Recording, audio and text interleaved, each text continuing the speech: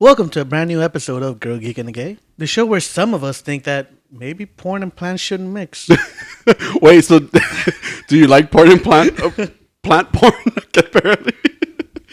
Oh wait, was that me that thinks that? I saw it because there's no because. There's no reason. Okay. You misunderstood the term morning wood. That's what it was called even. You little horticulturist. But I don't associate sex with plants. It's just now I feel like I gotta explain the situation. Okay. There was female parts that were painted as flowers. So that was it. That was it. It was weird. It was a weird porn. Now that I think about it. Okay, anyway. The penis was painted as a bee? I don't remember. And you know what's crazy? I don't remember the penis. Which is weird. Which is weird. Yeah. I don't remember the penis. I don't know what it was. I'm going to look this porn up and remember why. Anyway. All right. I'm Jose, and that voice you hear is a beautiful Laurel. Jaime. That's what I said. On this week's episode of somebody that called me not Jaime. Yeah, I had somebody else didn't call me Jaime this week in a training. Is it Heimer? They said Jamie, which is the most common mistake that people make when they read. Is it a mistake though? It's just reading your name in a different language. I don't. Well, what do you mean? Oh, well, but my name is Jaime. Like, I think that you should be able to, and on top of that, if you're Latino or, from Texas, I don't know. I'm just thinking to myself that people in Texas aren't even allowed to have books in school. Okay.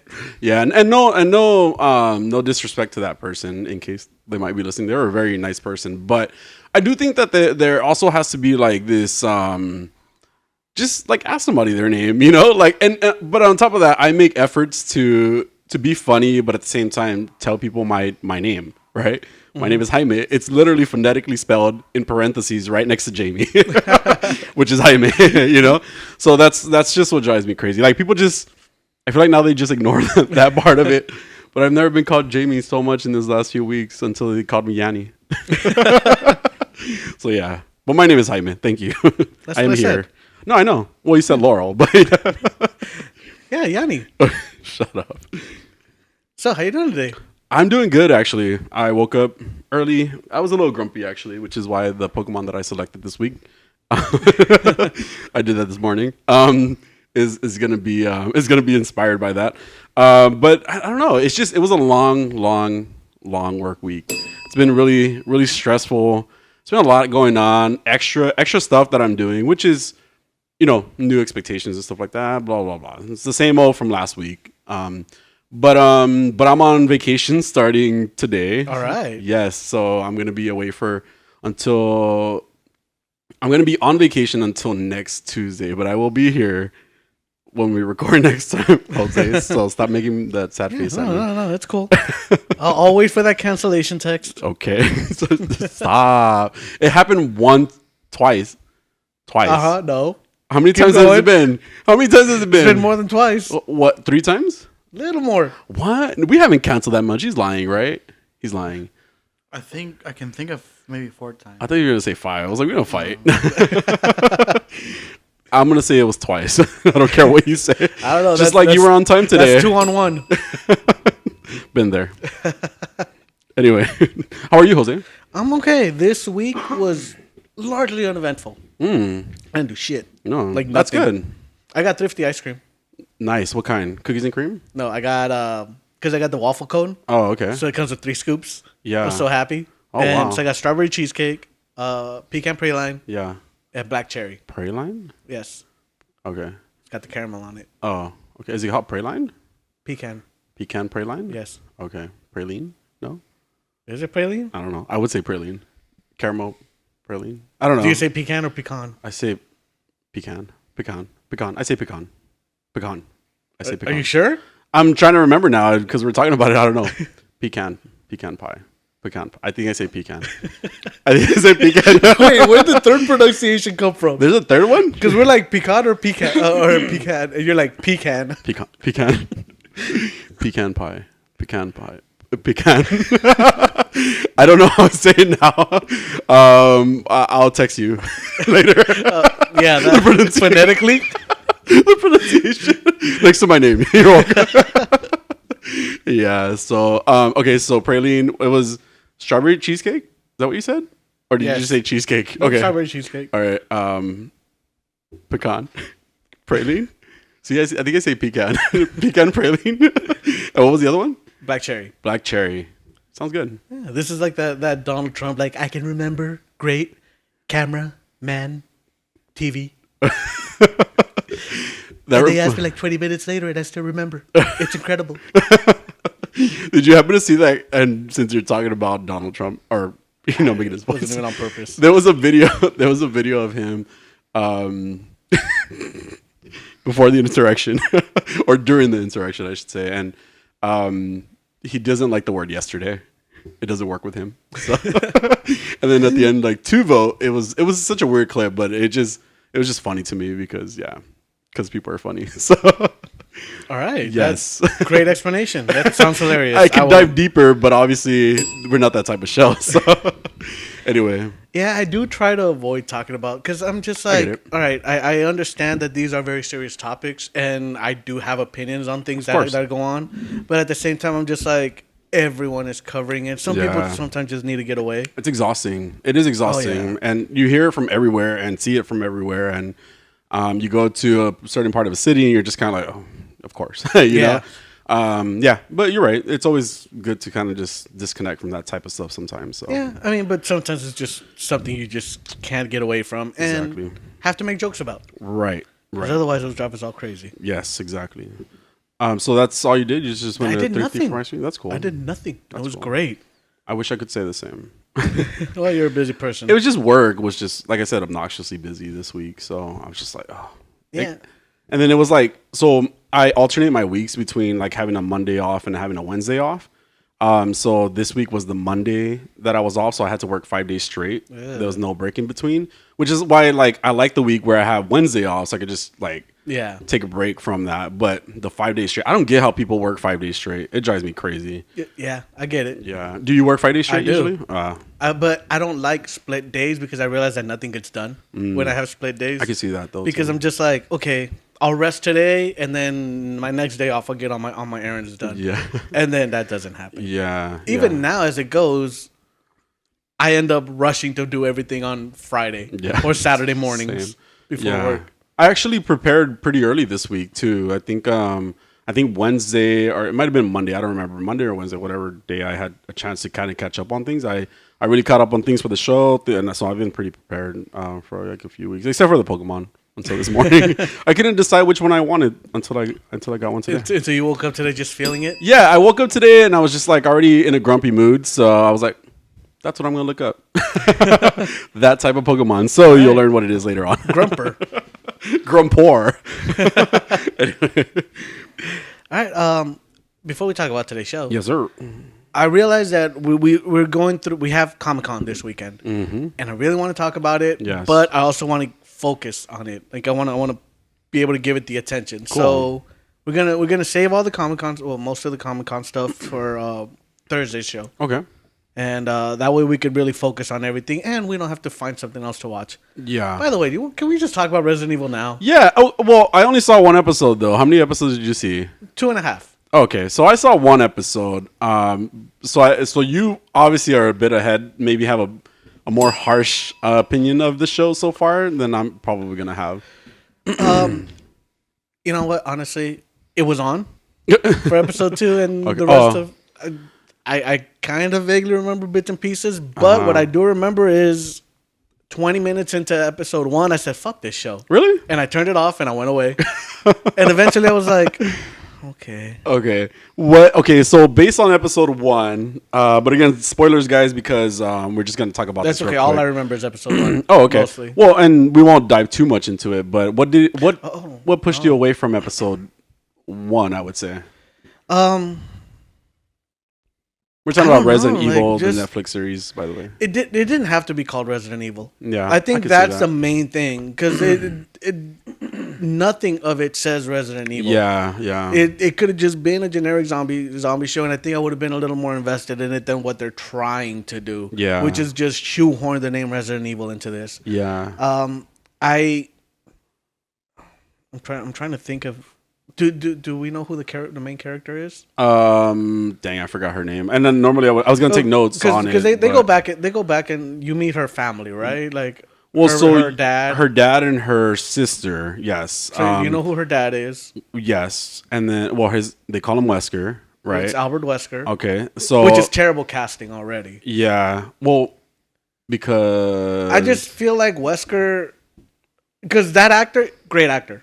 He is. He's a great actor. Yeah. But I feel like they're changing the character too much at this point because Wesker is a STARS member. Okay. Right? He's the leader of STARS. He's not a scientist. Oh, got you. Uh-huh. So it's a whole different story. Yeah. Is what I think, and I have to agree with that. I did get into it, and I was like, "Who is this girl that we're following the whole time?" Mm-hmm. Which new is character. normally new character. Which is fine. Yeah. What was her name? June. Jade. Okay. It's Jade. Billy is her sister. Yes. Billy. Okay. And Albert Wesker. Yeah. So it's his family. So it was a dive into just a name that you know from Resident Evil, mm-hmm. and it didn't need to be like you're absolutely right when you say it didn't need to be a Resident Evil thing, you know. And I think I would have been more invested in it if it wasn't. Yeah, and it could be even I guess it could be like in the world of even because there's some similarities, right? I'd be fine with that. Yeah, but then why bring in the Weskers? Yeah, you know, especially when Wesker is such a recognized, such a big name in the franchise because he's the villain in a lot of them. Right. Yeah. You didn't need Wesker and everything. Yeah. And if you're gonna do Wesker, like, do him right. Yeah. You know, he's the leader of this of the STARS group. Right. Of the Bravo team. Yeah. Yeah, Bravo team. Like, do it the way it was in the games. Team. Nice Bravo team. Right? I don't remember either way. He's one of those. Yeah. But yeah, so just the template is there. Yeah. Right? Yeah. Make him that soldier. Yeah. That he is, basically, that betrays his team. Mm-hmm. As opposed to this scientist who ultimately is coming off as a little benevolent, you know? Yeah, he is. Like, he's not a bad guy. Mm-hmm. Or he's not trying to get power from it. It doesn't feel like it, at least. Yeah, I mean, he obviously seems to me he seemed evil-ish, you know, like it's the same thing. Yeah, because there is a scene later on where it's like, oh, he's playing that role really well, where he's just like, you know, a little harsher, but I don't see it. I don't think. Yeah. I don't know. Like, it didn't convince me. I can agree with the fact that the name didn't have to be Resident Evil, you know, because if it wasn't a Resident Evil, then you wouldn't expect Resident Evil, you know. So when I did see Wesker, I was kind of like, that's not really Wesker. Same thing. I didn't know who. Where are the sunglasses? Yeah, I didn't know who. Yeah, well, aside, maybe they give it to him later, like in the Resident Evil movie. We get to find out how he got him. Ada Wong gives it to him, you know, later on in the post-credit scene. But yeah, it didn't have to be that. What we said her name was Jade. You said yes. Okay. It was something different. Which is kind of why I enjoyed that first episode. I haven't seen beyond it yet, so I don't know how much more I'm going to enjoy it. But it's been something that we've been trending a lot. Is like we have a good first episode, I would say, in my opinion, and then it just falls off completely. And so now I'm a little worried, you know, because you've seen a little bit more and you haven't been interested in it. But then again, I wasn't interested in it from the first one. Yeah. So yeah, that's true. Okay. That could. I guess you might just keep liking it. Yeah. Wow. I was also supposed to watch American Horror Stories. I did not do that because I'm not gonna do that. Well, now that I realize it too, it's a spin-off. It's like anthology. Is what I thought I heard in one of the commercials. It's like a spin-off of not. It's not like, you know, like the traditional American Horror Story, like where. And I even noticed that too. Where there's a season of characters. Yeah, well, there's a season that follows a storyline. Yeah, storyline, exactly. So in this one, it's just going to be, I guess, per episode is going to be a different, different stories. So I think that's kind of what also then kind of lost my interest because I don't know, like I was expecting another just American Horror Story, you know, not horror stories. as the title suggests. So Yeah. So I watched the first season of American Horror Story when it Yeah. was first released back in fucking forever ago. And I remember watching it thinking, this is really interesting, but why are they rushing everything? Like, they realize they have a season to do all of this. Why are they, like, they're just rushing so much of it? yeah, I didn't realize that, next season would have been a completely different story. yeah. But the family and, I found a lot of the threads there very interesting. But I just felt like they were being rushed, and I didn't understand why until we get a conclusion at the end of the series of that season one, and I was just like, oh, like it was over. Yeah, that was kind of underwhelming. I tried watching season 2, and I'm just like, I don't care. yeah. And then people were like, no, watch season 3. Season 3 gets really good. I started watching season 3, and I was just like, nope. What, Still season don't care. 3? I don't fucking remember. The witches? Oh, okay. And then because somebody was like, "Oh, Coven is really good." And it was. like, Coven was. I good. started watching it, and I was like, I still don't care. Yeah, you know what also kind of throws you off in those shows is the fact that the same actors are playing different characters. Yeah. Right. So in your mind you're associating the same show with the same character from the previous season. So it's kind of like leaves you wondering like, hey, why is this? Like, is it like a multiverse type of situation almost in your head, because you're still attached to this character in this manner or otherwise type of thing. Yeah. So I think that's what happens a lot with the series too, is they throw in, there's too many of them So in you the think same if seasons. it was a different cast, it would stick better, I feel like, because then you're just seeing the same people playing different roles every season. Yeah, and then because I could definitely see that, because then at the end of the season their progression as a character resets. Yeah, and exactly. then you have a whole different character with all different flaws and right. All right, I could see that too. It definitely reminds me of even a game that I played on the Switch. It was called Dragon Quest, but it was like Builders, Dragon Quest Builders, which is so random. It's like a crossover between Dragon Quest and Bob the Builder. No, Minecraft. Minecraft. Anyway, that's what I said. You make so much progress with your character, like in the first chapter, and then you go into the next chapter. You're like, all right, cool, I'm ready. Let's see what next happens. They're like, oh, we reset you to brand new, and you're in a whole new world. And I'm just like, what the fuck? Like, what happened to my character? Like, he's the chosen one or whatever. It was really disappointing. So I think again. And I didn't play the second chapter because I was like, damn, I got to reset all over because of that. It's not fun. The game, have you ever played State of Decay? Sounds familiar. No, it's an Xbox game. Okay, yeah. So State of Decay 2 does that because you're in a zombie-infested world and you find survivors and you recruit survivors into your group. And different survivors have different skills and you build up this community. Yeah. And you can eventually leave to another part of the map that's just locked, right? Yeah. Once you go there, you can't go back to the previous part. And when you go there, though, it's like starting anew. At least you have all your characters, you have any equipment you could carry, basically. Okay. And come start over and find a base there. But the base will start over from. Is it 2 different games though, or is it just one? No, it's one game. It's one game. Yeah. You just move to a new base. Is what you're saying? Oh, okay. Yeah, but you start from the beginning and you have to go around clearing out infestations.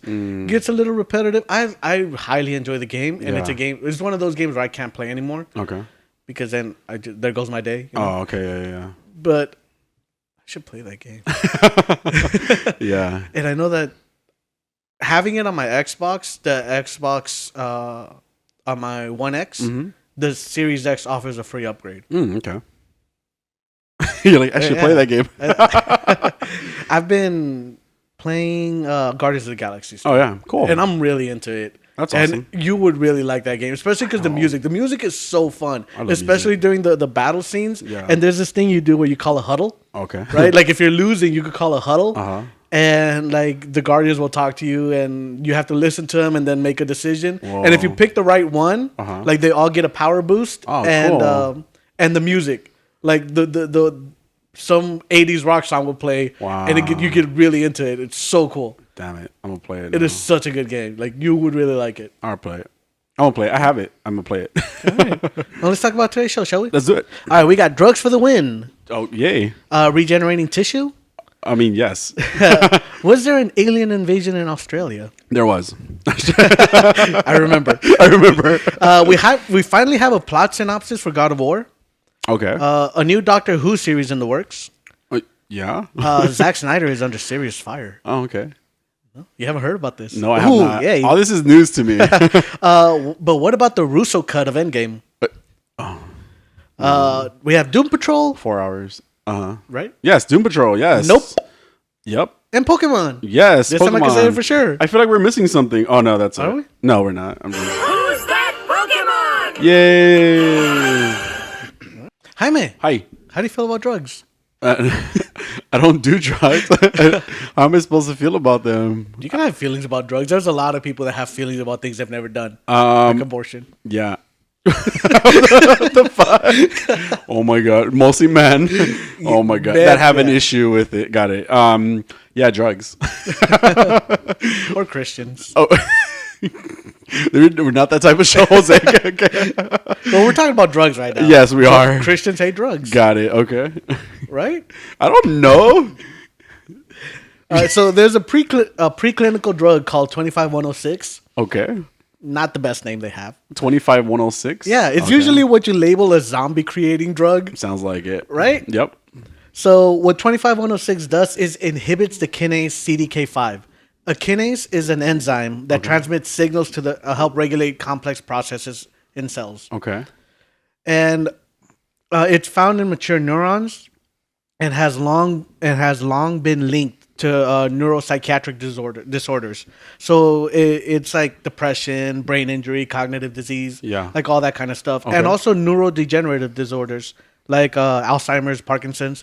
I'm terrified of Alzheimer's. Are you? I am so scared of Alzheimer's. Oh, I'm pretty sure I've talked about this before. Like, I like my brain. I get you. Yeah. So I feel like if my brain is gone, like just take me out. But then if your That's brain, cool. but then if your brain goes, wouldn't you not like be aware of it? I don't care. I don't want it. Oh, It's and I think I've talked about. Have you seen the movie Mr. Holmes? I'm pretty sure I've talked about this. it before. sounds like you have. Yeah. Yeah. It sounds like something you've talked about before. Is what I mean. Yeah, an older Sherlock Holmes played by Ian McKellen. You know who Ian McKellen is? Yeah. Magneto. Yeah. I said. Okay. Yeah. I said. Yeah. Yeah, but you. I almost called him Xavier though. but I saw your eyes kind of darting back and forth. Because I almost called him Xavier. So yeah, Magneto got it. Yeah, so he plays an aging Sherlock Holmes. Okay. That he's just not fully there anymore. You know, like he sees something, he's like, okay, I should focus on that, but I'm not sure what I'm seeing. Oh. And like, I don't want to get there. Yeah. I love Sherlock Holmes. You know the. Oh, sorry. I didn't mean No, to it's cut you just off. just that movie kind of. I was like, ooh, I don't Kinda want to be there. scares you. Like, Yeah. just put me out. Put me Don't- out of my misery. They said don't do routines too much. That helps you avoid. Well, that helps with Alzheimer's. Yeah. They say. Like if you do repetitive routines, all the time, it like, I guess enforces it. So don't do routines Yeah. because it helps you. Thankfully, it doesn't run in my family, Good. but still. Yeah, it's a scary. Yeah, so they've had inhibitors before, but they have largely failed to cross that blood-brain barrier Oh wow. and actually enter the brain. The 25106 is actually brain permeable, so it can enter the brain. Dissolves. Yeah, Oh okay. exactly. Wow. Mice given systemic 25106 showed Yeah. modulated neural behavior in the open field mazes test Wow. and tail suspension test, which I don't know what a tail suspension test is. Tail I guess suspension just test? keeping it up. Yeah, or because don't they use it for balance too, like their tails? I figure they're like cats, because cats use their tails for balance as well. I mean that would make sense. Yeah, so maybe that's why. Maybe they held the rats in a certain angle or something like that to see how they would like balance themselves out. Maybe because previous anxiolytic changes that have affected the CDK5 in mice usually knocks them out. Okay.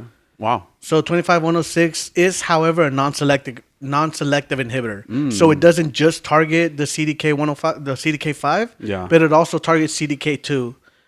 Very low levels of CDK2 are found in the brain. Okay. So they're not sure how exactly it's affecting it, if it's affecting those levels. Also, any off-target or toxic effects of systemic inhibition of CDK2 are unknown. So they don't know like how. Basically that they don't know. Trigger. Yeah, they don't know how, what those effects are of aggression. Zombies. Zombies is what we're saying. This sounds like I Am Legend. Yeah, like this is how it happens. I mean, just something that a miracle drug. Yeah. Is like, oh, we could fix depression. Yeah. We could fix Alzheimer's, Parkinson's. Yeah. You have brain damage, maybe like Bruce Willis has aphasia right now. Yeah. Like, well, we could fix it with a drug. Yeah. But you might be a zombie. No. No. We got to keep hope. We have to believe in the systems. and the medical systems. I mean, we know how it is, right? But I mean, there's always this kind of, even with the COVID vaccine, right? There's always like this underlying fear of something crazy happening. Nothing crazy has happened yet. So I think we might be good. That's just what I'm saying. Yeah. So about 10 years ago, okay, maybe a little more, I hurt my shoulder, right? Uh-oh. It was so I know this is hard to believe, but I have a tendency of showing up late to things. Right? Oh my god, no way! I know, like I've got. I did not know that about you. I know, like I'm usually so punctual. Yeah, 2:00. Yeah. So I had a soccer game scheduled, right? Okay. And I showed up when the game had already started. Oh. So my team was on the field with only 10 players out of 11. Oh wow. And some poor kid was terrified playing goalkeeper, right? Oh my god! So I get there, I didn't have a chance to warm up. You kicked the kid. Got it. I got dressed, jumped in, and immediately once I got in, they shot the ball. Okay. And I shot my arm up, and I stopped the shot, but I wasn't warmed up, and I feel like my shoulder just moved too quick, too fast. Yeah. I don't know what the hell happened, but I was in pain. Okay. People were just like, "Oh, you should go see a doctor," and I'm like, "No, it'll be fine because men." Yes, yeah, of course. Well, some men. Yeah. And I refused to go. I was like, "Oh, it'll be fine. About a few weeks, it'll be better." Mm-hmm. It still hurts. How long ago was it? Oh, 10 years ago. So I could lift my arm here. Okay. But once I get here, I have to like rotate it before it goes any higher, right? Because it hurts. And you still haven't gone to the doctor. Yeah, 10 years later. I still haven't gone. Of course not. And rotator cuffs have always proven difficult to repair until now. Oh, okay. So Harvard Medical School professor Hak-Soo Choi and Pohang University of Science and Technology research team have developed a complex tissue platform that can repair damaged rotator cuffs. Wow. It's a bioactive materials is an international journal, and they just published the findings of the study. Crazy. The study team transplanted this platform in rats that had full thickness rotator cuffs injuries and observed tissue regeneration and recovery in shoulder function. That's so crazy. Yeah. Lizard people now too. Bionic people. Is it made out of lizard, like splicing lizard DNA with human DNA? That would make sense. They regenerate. Exactly. So the way the platform works is by offering a microenvironment and components similar to the actual tissue. Therefore, once applied to patients, it is expected to have high treatment benefits and eventual recovery of shoulder function. Whoa. So, but they didn't say what it's being, because you just said right now that it's hosted by something until they need to put it into you, right? It's what by something? Hosted? Like it's grown on something? Is that what you just said? No, it's just a developed complex tissue platform. What does that mean? So it's oh man, what's the word? Artificial. It's artificial tissue. Oh, okay. So it's not like grown on rats and then they put it on people. No. What they do is like they put it into you, and it says that they're put into a microenvironment and components similar to the actual tissue. So that's how they grow. So they have actual tissue like shoulder, rotator cuff tissue. Yeah, assuming. Yeah. I'm not a scientist. Well, similar to it. Yeah. That's what they said. Yeah. And they'll grow it there, I guess. And once that they'll apply it to the patients. Wow. And high treatment benefits. That's crazy. I know. You could go fix your shoulder. I mean, if you even go see the doctor, though, how are you going to get that done if you don't go see the doctor? I'll get to it. Yeah, and then you're back. I should be fine in a few weeks, though. Yeah, of course. It's been 10 years. Got it. We don't know, man. So now people think that there was an alien invasion in Australia. Okay. Well, people thought there was an alien invasion in Australia. Okay. Because in one Australian town, the skies lit up pink. Oh. Yeah. People were panicking because they were sure that the aliens were coming. Okay. It turned out to be a cannabis farm. A cannabis farm? Yeah. And it went up in flames? Well, it was all the UV lights. Oh. So there was pink lights? Yeah, well, there was a blackout around that area, and then like just that place was illuminated. Oh. Damn, they got busted. Yeah. Is cannabis illegal in Cannabis is illegal.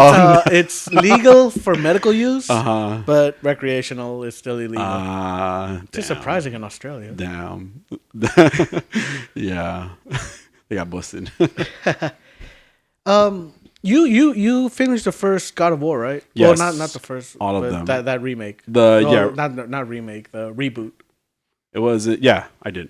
What was it called? God of War. God of War. That's it, right? Yeah. Okay. Which is why it's confusing because it's not God of War 1. Yeah. And it's like in a whole different mythology. Yes. So, This is Norse mythology. Yeah, exactly. I've gotten pretty far in it, but I never passed it. Okay. I beat the main bosses. I didn't do all the side missions that I could have done. There's a lot of side missions. Are there? Yes, a lot. Like the Valkyrie missions are badass. They're amazing. You fight a bunch of Valkyries. I think that's what there's like 12 of them or 10 of them, something like that. You remember that, right? We talked about this at that point. And they're just like crazy like angels and cool designs and crazy weapons, and they Are they slaughter crazy because they're you. women, Jaime? No, I didn't say that. They slaughter you. You didn't have to. They're just. Undertone. What I'm saying with crazy is what I'm trying to imply with crazy is that they're overpowered. They're really overpowered, is what I mean. So yeah, overpowered women. Why not, bitch? No, but they're badasses. That sounds like reverse sexism. Anyway, they're really badass characters, and so you beat all of them, and then you have to beat the queen of the Valkyries. But so you have to kill them to like set them free because they're all like possessed or some shit like that. But they're badasses, all of them. Do you know how the game ends? I haven't gotten there, So spoilers. Basically, you kill. Sexy. You kill. I don't remember the guy that looks like the wrestler. I mean the Baldur. Is that the main villain, right? He's like the skinny like fighter guy that doesn't die. So you end up killing him, and I don't remember exactly why. Maybe it's a special weapon that you got or something like that. Because he's the first one you fight, right? The one that shows up at your door. Yeah, exactly. Baldur. So then you end up killing him in front of him. Mistletoe. No. Mistletoe kills Baldur in the... Really? Yeah. Maybe I had a mistletoe weapon and I didn't know. Because Loki... Maybe I give him love. Loki tricks someone into throwing mistletoe at Baldur, and that's really? How he dies. Wow, you know a lot about this. But when you say that right now, I think there was like a special arrow that you use on him to make him like human, or even make him feel emotions, and that he gets like super excited because he doesn't know how to react to emotions. Yeah, he was, and then so you kill him in front of his mom, who is the Freya. Freya, exactly. It's been a while since I played this game, but you have a really good memory. And you kill him in front of Freya, and Freya, yeah, that's cool. You kill him in front of her, and she ends up like saying, "Hey, like vengeance." So I assume she's gonna be the next main boss, in the next game. But that's all I know. Although I've seen previews for it, I finally saw that trailer, and it looks like it's gonna be Fenrir, the wolf. Sure. But you know mythology. What the fuck? Well, I don't. That was the limit of my. I don't even remember the trailer actually. Oh, okay. Watch it again. There's a giant wolf that shows up in the end. That's Fenrir, right? I don't remember that at all. Jose. I just assumed it was Thor. Mother of God. Oh, people are upset at the Thor design. I don't get it. Why? Because he's big. Yeah, we talked about that. And I'm just like, I'm down. I mean, no, he looks a lot more like he's portrayed in Norse mythology. Yeah, but of course, Oh, everybody's used to Hemsworth. Yeah, or not only that, well, just sex sells in general, And Hemsworth. That's the only reason I play God of War. Have you seen that, man? Oh my God. Well, it seems that the game, the Ragnarok, will take place not only during Ragnarok, but also during the events of the Norse saga known as Fimbulwinter, which sounds lovely. It does. Sounds magical. It means the Great Winter. It's the immediate prelude to Ragnarok. Oh. So Is it gonna be like a 2-part game? No, but I'm saying like that in Norse mythology.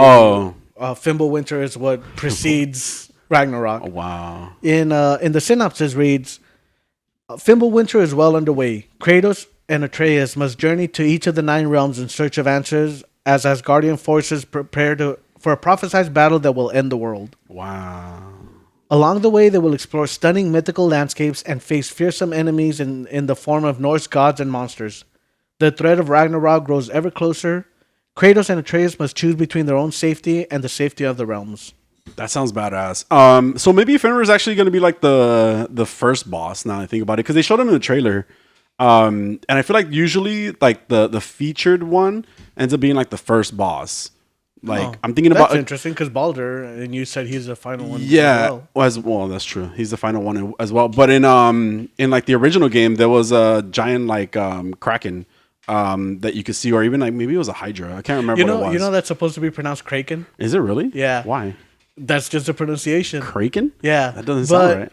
Because the actor in Pirates of the Caribbean says Kraken? said Kraken, and nobody corrected him. Oh, wow. And that just became, it became part of culture? Yeah, basically. Wow, crazy. So he just misspelled Kraken. I wonder if that's where I heard it. Kraken? Yeah. Mispronounced Kraken. Yeah. Kraken. Okay. It's Kraken, damn it. I mean, I feel more comfortable with Kraken. Yeah. Just like I feel more comfortable with Hercules than Heracles. Oh, yeah. I feel more comfortable with Hercules, too. And it's just the way he said it in the movie, too. You're right. Well, it's Hercules. Hercules is Roman. The Roman name. Like Jaime and Jamie. Same name, but Heracles is the Greek pronunciation of the name. Heracles. He did kind of say it like the way he said it in the post-credit scenes. It sounded like that. So what post-credit scene? In Thor.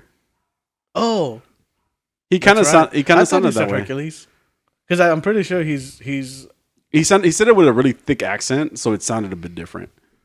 Yeah. Anyway.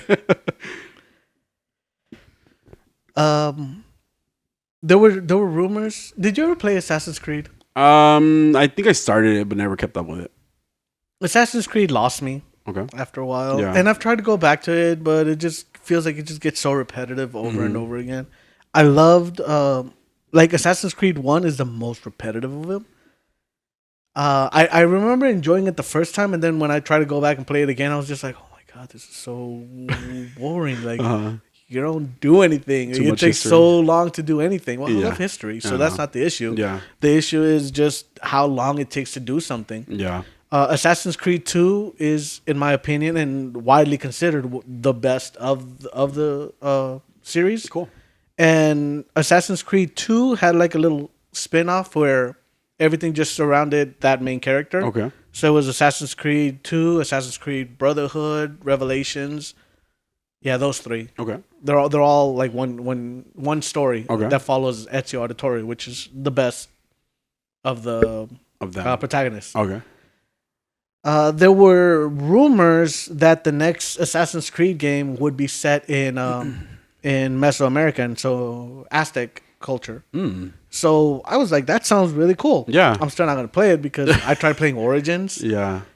The Egyptian one. Okay. And again, so repetitive. My God, so repetitive. And is it because it's so slow? Like, mostly things are stealthy, right, in the game? Not even, because I love stealthy games. Splinter Cell is one of my favorite games of all time. And in that game, you literally just have to sit there and watch someone for like 10 minutes before you make a decision. Wow.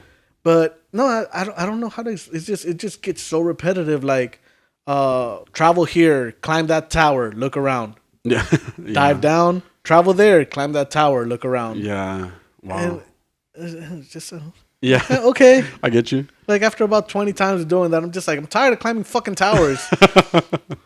Yeah. But now, so that was the rumor, but stories have come out saying that the next game will actually be set in Japan. Oh. And I'm just like, that sounds so cool. But I feel like Ghost of Tsushima beat it to it already. Ghost of Tsushima looks so good. I really want to play it. But I have so many things to play, and I just decided to go back and play State of Decay again. There's a lot. There's a lot. Yeah. Yeah, so I don't think they're gonna do better than Ghost of Tsushima. Like, have you seen previous to Ghost of Tsushima? I might have, but I can't. That game looks gorgeous. Yeah. It looks amazing. Like that whole samurai aesthetic. Yeah. Yeah. But there's also supposed to be a game set in Baghdad coming up. Of Assassin's Creed as well? Creed. Oh, they're just trying to cover every country. Yeah. Yeah. Yeah, because I think they had one in China. Yeah. But it was like a 2D game that they had. Because I think they've had China and India. Oh, wow. In like those 2D type games. Was it like a mobile 2D game? No, or it's kind of like on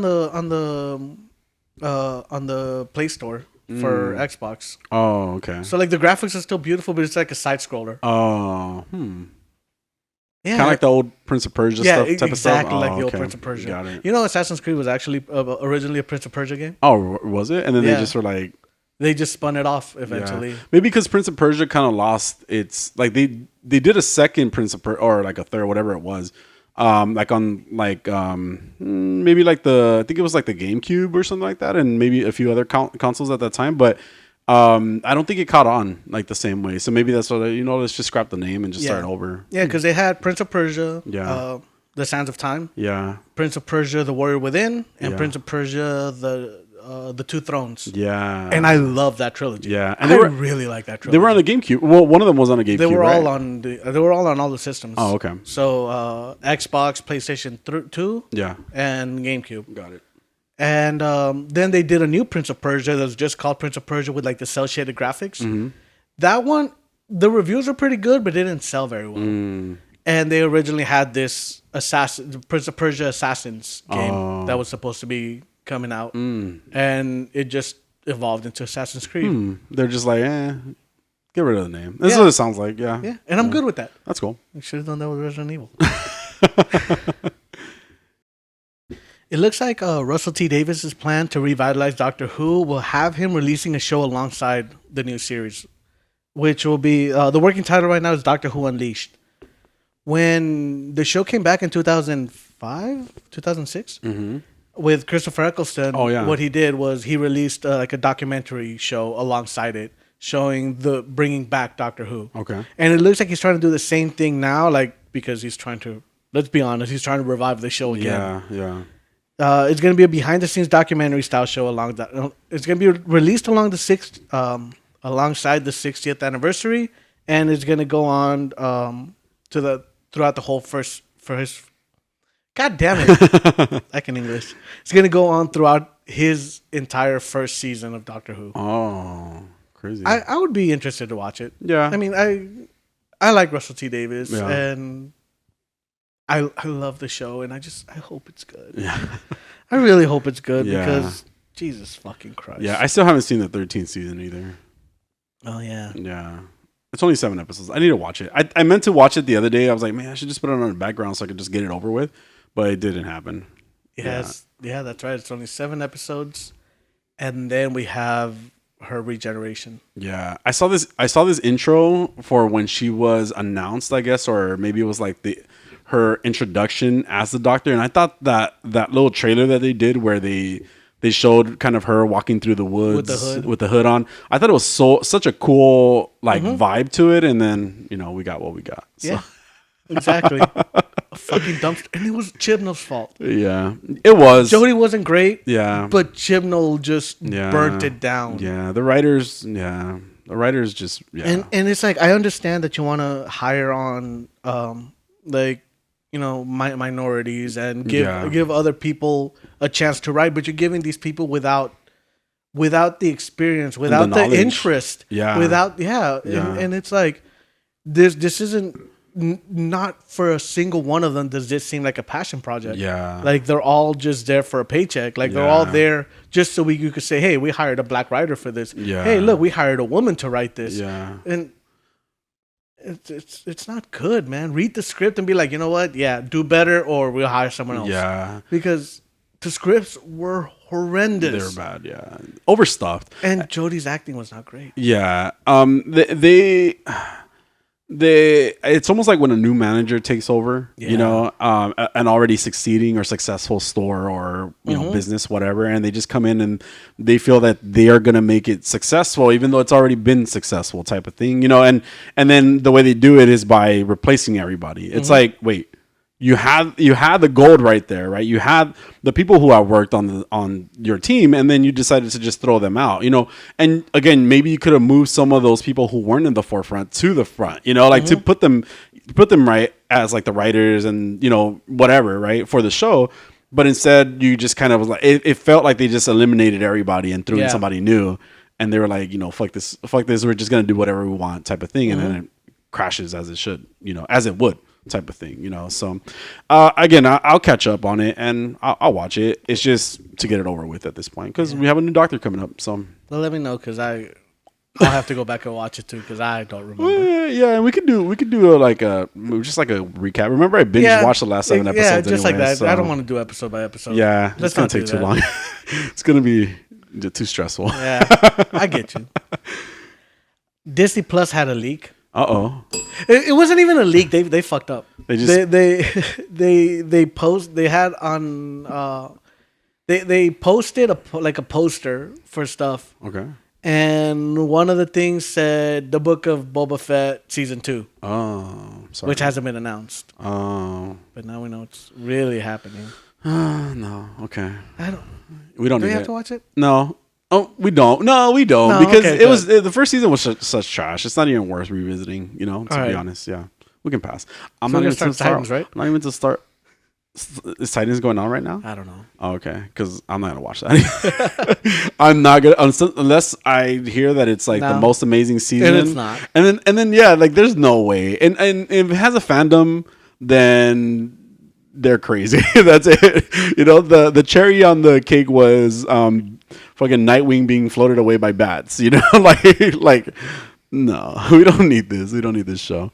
They have so many good characters too. They have such good source material. Like even Teen Titans, not Teen Titans Go, but Teen Titans that could have been used for that, and they just like and obviously in a much more adult manner, right, for the show. But they just gave us too many characters. Too many past Titans, too many future Titans. It's not even that's not even the biggest problem because we have that in Doom Patrol with an ensemble cast, and one of those cast members has so many characters. Yeah, that's true. And that's true. We'll get to Doom That's Patrol a good point. Yeah, that's a good point. You make a really good point. They don't have good stories. It's bad writing. But you know what it was too, though. There was just too much focus on. Too much focus. They were trying to focus too much. And yet not enough. It was so weird. I don't know. That show just failed. It just failed. The stories were not good in that show. Agreed. They destroyed Starfire, in my opinion. I really like that Starfire. Really cool looking, gorgeous woman. Yeah, and like it could have been a really interesting Starfire. And we got trash.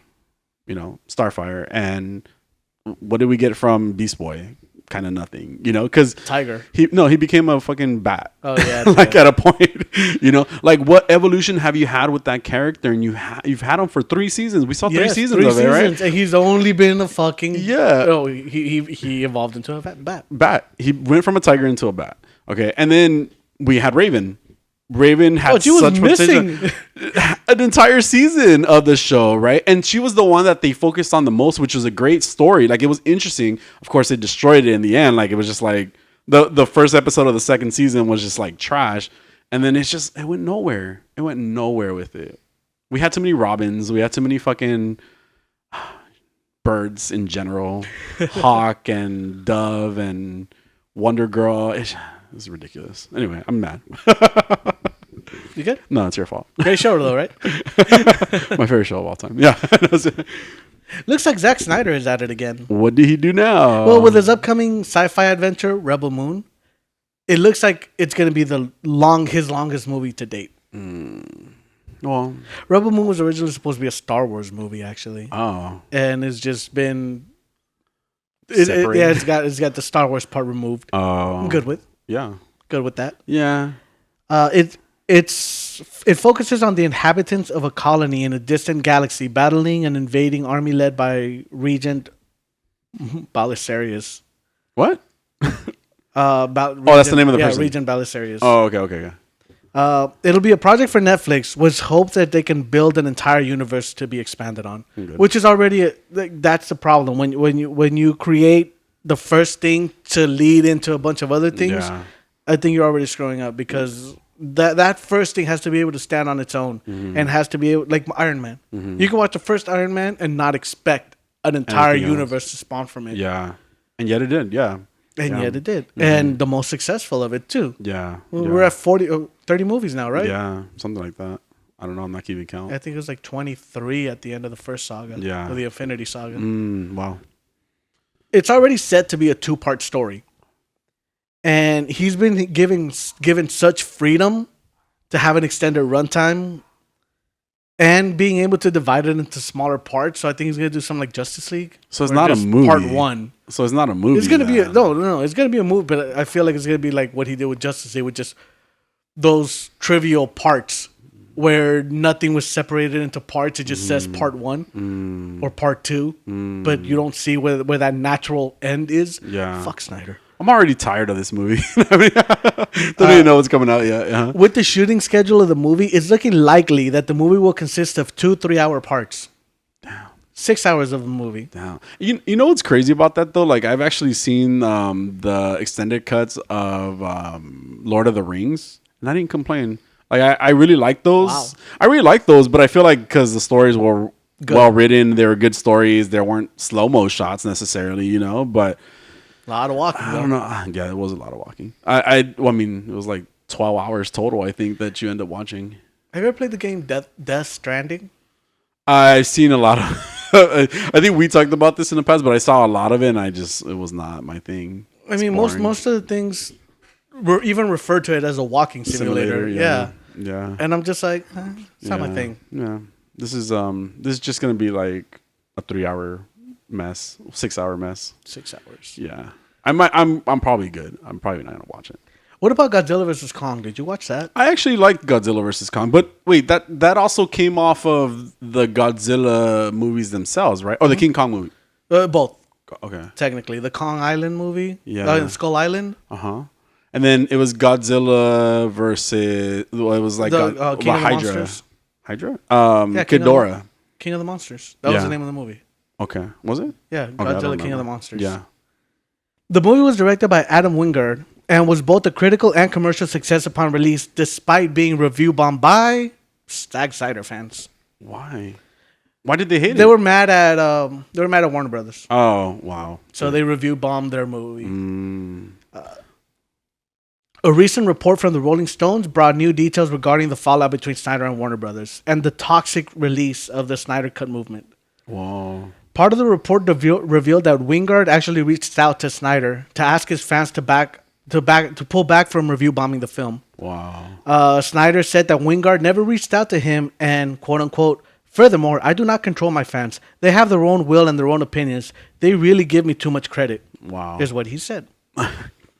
For the record, Godzilla vs. Kong outperformed Snyder's Justice League, becoming the most watched original title until it was surpassed by 2021's Mortal Kombat. Whoa.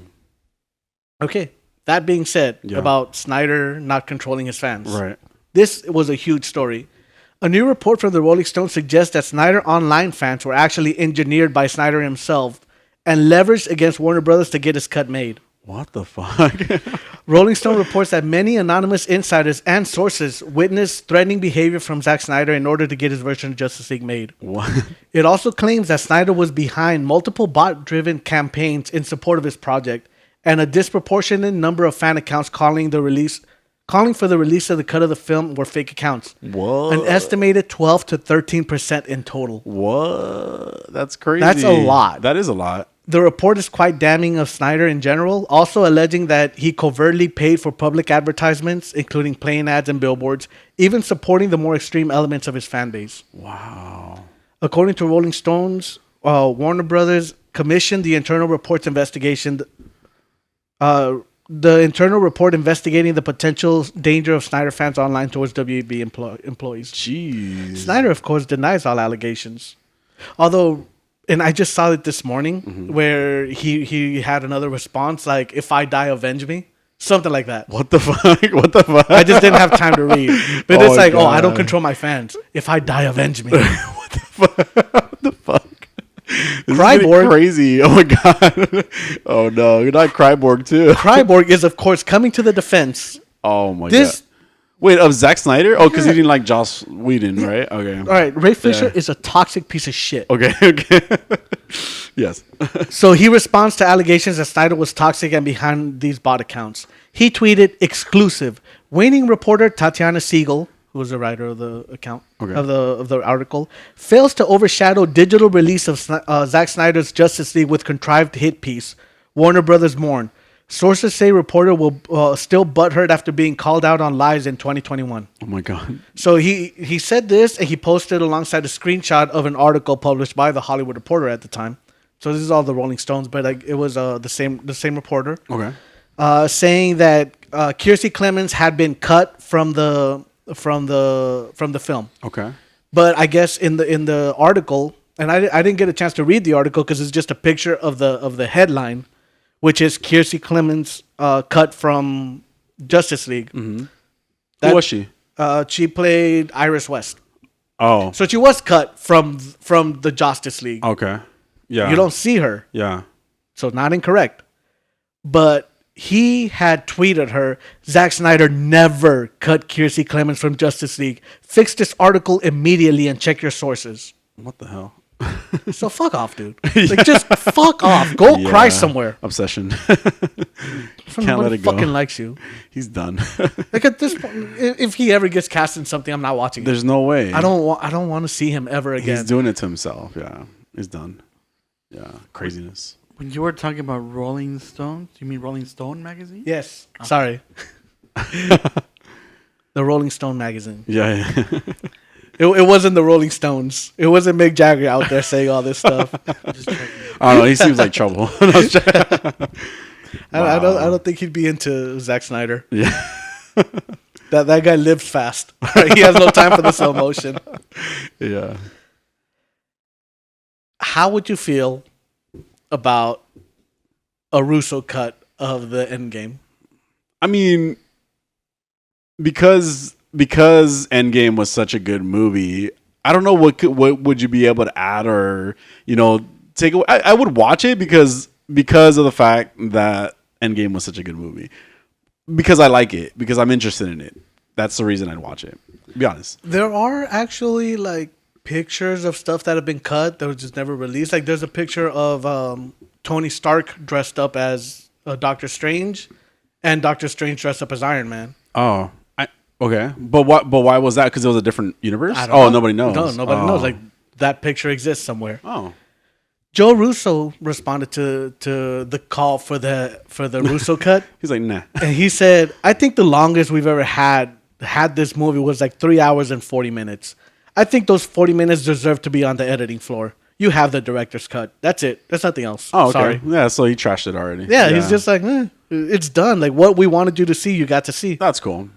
At least they stood behind what they did. Yeah, what they, it was good. It was good. I mean, it was great. There's some minor changes, of course, but overall the movie was good. No, yeah, for a 3-hour movie that has to tie up an entire 21 movie saga. Yeah. They did a good job with that cast, that ensemble. Yeah. And I know they yada some things, like time travel.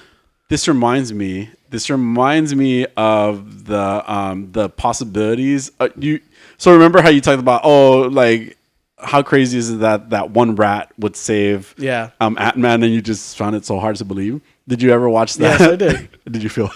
How'd you feel afterward? It's still enormous. It was a pretty great percentage that it could happen. It's what he said. It was like a 99% or 90% chance that was gonna happen either way. Sure. I still think they could have done without it. They could have just as easily had when they were if they were gonna sell that van because it's been in the impound lot for so long, auction it off. Somebody pressed it. Yeah, somebody pulls out. What's this? Clicks the button and Ant-Man comes flying out. Yeah, that would have made more sense. Why? Well, so why wouldn't it have made if there's a possibility of it happening? What if there's a possibility of it happening? Because it's more of a possibility that they're gonna auction off that van after 5 years. Oh, okay. Well, it goes either way. Got it. I liked it. I like the theory about it even more because I was just like, wow, that's crazy. Like you would think that's like a 1 in a billion chance of happening, but no, it's like it can happen a lot apparently. So it was just really funny. What was it? Movie Theories by Film Theory. Film Theories on YouTube. Matt Pat? by Matt Pat. Matt Pat's in it. Yeah, A film theory? a film theory. Yeah, I was thinking game theory for a second. That's why. 'Cause That's he does another game theory. theories. Shut the fuck up. I know. Food theory too. Food theory too. There you go. That's what I'm trying to say. You good? No, go. Marvel has also announced its first R-rated Disney Plus series, Okay. Marvel Zombies. Oh, cool. Like, is it gonna be animated? Yes. Oh, okay. The series will take place in the same universe that we see in What If, and will include more zombified heroes and villains like Wanda, Ghost, Hawkeye, Abomination, Captain Marvel, a legless Captain America. Yeah, well, that happens in the comic books too. Well, I just remember Captain America dying, didn't he? Doesn't the Wasp go inside of him and blow him up? Was that Cap? Oh, yeah. Maybe it's a prequel? Maybe. Then? Yeah.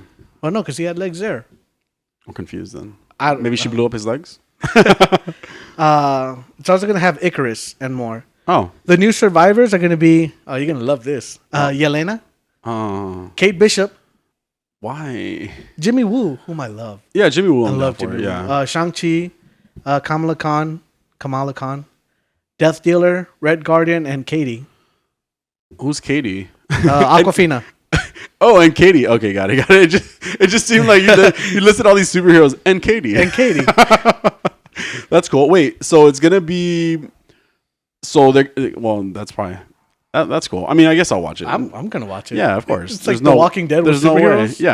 Yeah. Former Black Widows will also be seen working together to survive. So that'll be fun. Yeah. Another animated series is Spider-Man Freshman Year. We will not see Tom Holland return to voice the character. That's cool. And from what we're seeing, though, it doesn't look like it's going to take place within the regular because originally it was supposed to be a prequel to Tom Holland becoming Spider-Man. Yeah. In the MCU. Yeah. So we're supposed to see that, but it'll air in 2024. Charlie Cox will be in the show as Daredevil. Oh, but it's animated too, It's right? animated, yes. Okay. So he'll be voicing it. Yeah. But and it looks like they're going to be replacing the Tony Stark mentor by Norman Osborn. Oh. I'm good with that. Yeah. Because again, it looks like it's going to be a whole new universe. Yeah. We're going to see Harry Osborn, Amadeus Cho, and Nico Minoru. Oh. She's Sister Grimm. I had to look her up because Sister her I didn't Grimm. recognize. The name sounds familiar, but I don't know. Who She's it is. a magic manipulator. Oh. Who was the one you said before that? Amadeus Cho? Yeah. I'm pretty sure he's Iron Spider. Amadeus Cho, Iron Spider. Yeah, like he takes over the Iron Spider role. I Oh. think. I'm pretty sure. I'm trying to picture him as an Iron Spider, but I can't. I mean, I'm trying to picture the character, but I don't know. Anyway. Well, it's also going to have Dr. Octopus, the Rhino, Scorpion, Speed Demon, and Tarantula. I mean, it sounds interesting. Yeah. I love Spider-Man, so Yeah. of course I'm going to watch it. Yeah. And I also do like the fact that it's not following the MCU. Yeah. It's a I whole do new like, thing. yeah, I'm good with that. Yep. All right, and looks like that's it for the news. Do you have anything else to add? No, I don't have any news to add. Thank you. Hi, man. Hi. Did you watch any episode of Doom Patrol? Well, not new, but new to us. The latest episodes for us. Yeah, you're right. Yeah, I saw Dad Patrol. We finally finished this season. Yes, we finally finished this season. It was Dad Patrol and Wax Patrol. Yes, it was. Were the two episodes. That's what I got here. So the Dad Patrol episode had a little bit of a slower pace for me. Yes. So I mean, either way, it wasn't like a bad episode in my opinion. It was just slower. Like everything was just kind of taken back through it. But it was we got to learn a lot. I feel like we got to learn a lot in this episode too. One of them being a Flaming Katie, which I don't think we actually even got that name ever for the fire. Yeah, it didn't fire sound one. familiar. Yeah, I was like Flaming Katie. Like I kept thinking Flint, whatever it was. But yeah, Flaming Katie was the first time we've heard the name. So, and then in that initial scene, right? It was they were showing how like Jane's dad or Kay's dad is torturing her by like putting her down a well. As just part of the abuse that he puts her through in the regular. So, and is that when Miranda spawned as a personality, or why did we? It looks like it because. Shut up. Oh, you could turn all the noise off. Sorry. But then I don't see it. It was me. Oh, that's true. Yeah. Yeah. No, it does look like that's where Miranda makes an appearance. Yeah. To try to take over, and it reminded me a lot of Moon Knight. Yeah. With Steven appearing to take the abuse. Yeah, right. It did make sense in Moon Knight. It did not make sense in Moon Knight. No, because Steven's the one that doesn't remember the abuse. Yeah, it was backwards, in Moon Knight. So all right, they tried. Yeah, they tried, but it wasn't right, yeah. Yeah, so it looks like Miranda takes over at that point, and she's primary. Yeah. Oh yeah, because that's when her she what wasn't it that moment that she took over, or just when she spawned, or when she became? I mean, the only thing I really remember is she lost her rabbit in the well, her stuffed animal, and then but I guess it is when Miranda initially became the primary for her. Mm-hmm. Yeah, it was they're using the well a lot, right? Because it comes up and it's going to be more important later. But there was so Scarlett and Lucy were missing at the stations too. So we talked about Scarlett at a point too, being gone. That's heartbreaking. Yeah.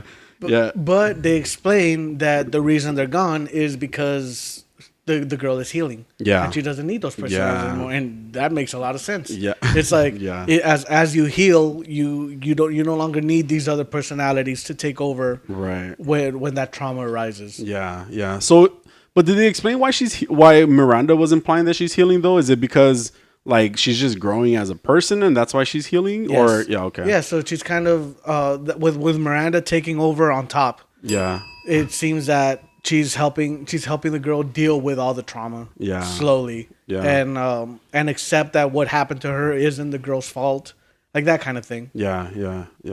That story of them, of everything that's going on in the underground right now, and then obviously how Miranda's taken over and through the body, it's just such an interesting story for all those other characters that exist in that world too, which is something we kind of mentioned earlier. There's a lot of characters, and yet they're keeping it so cohesive, and it's still just making so much sense.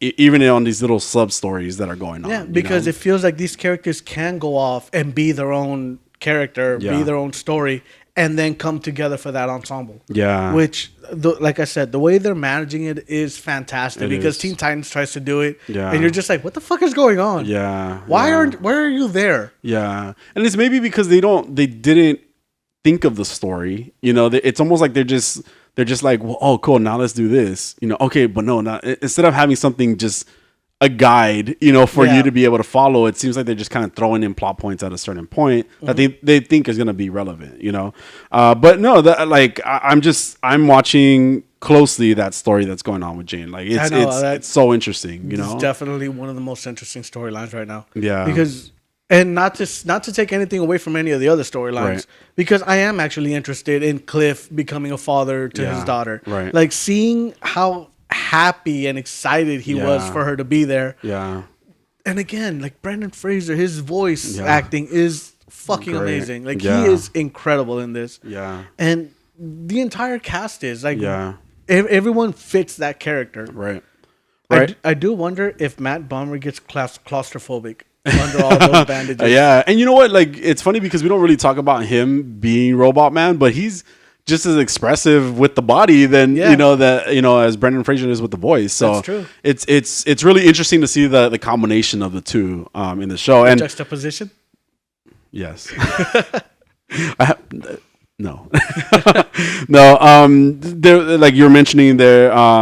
He's taking her on a tour. So Robot Man's taking his daughter on a tour of the mansion. Eventually, even gets invited to her wedding. Yes. Right. Which is his singing. Yeah.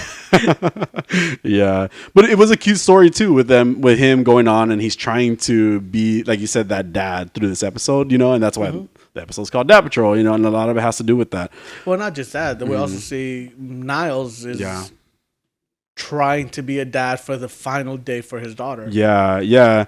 And I'm just so confused by Niles. I don't get what he wants, and I get he wants to stay connected to his daughter, but then at the same time, he's the one that summoned Willoughby to take care of her at this point, to get rid of her at this point, Well, because he knows what his daughter can do, and it's I love her, but if she's allowed to grow, everything is gonna die, basically. Yeah.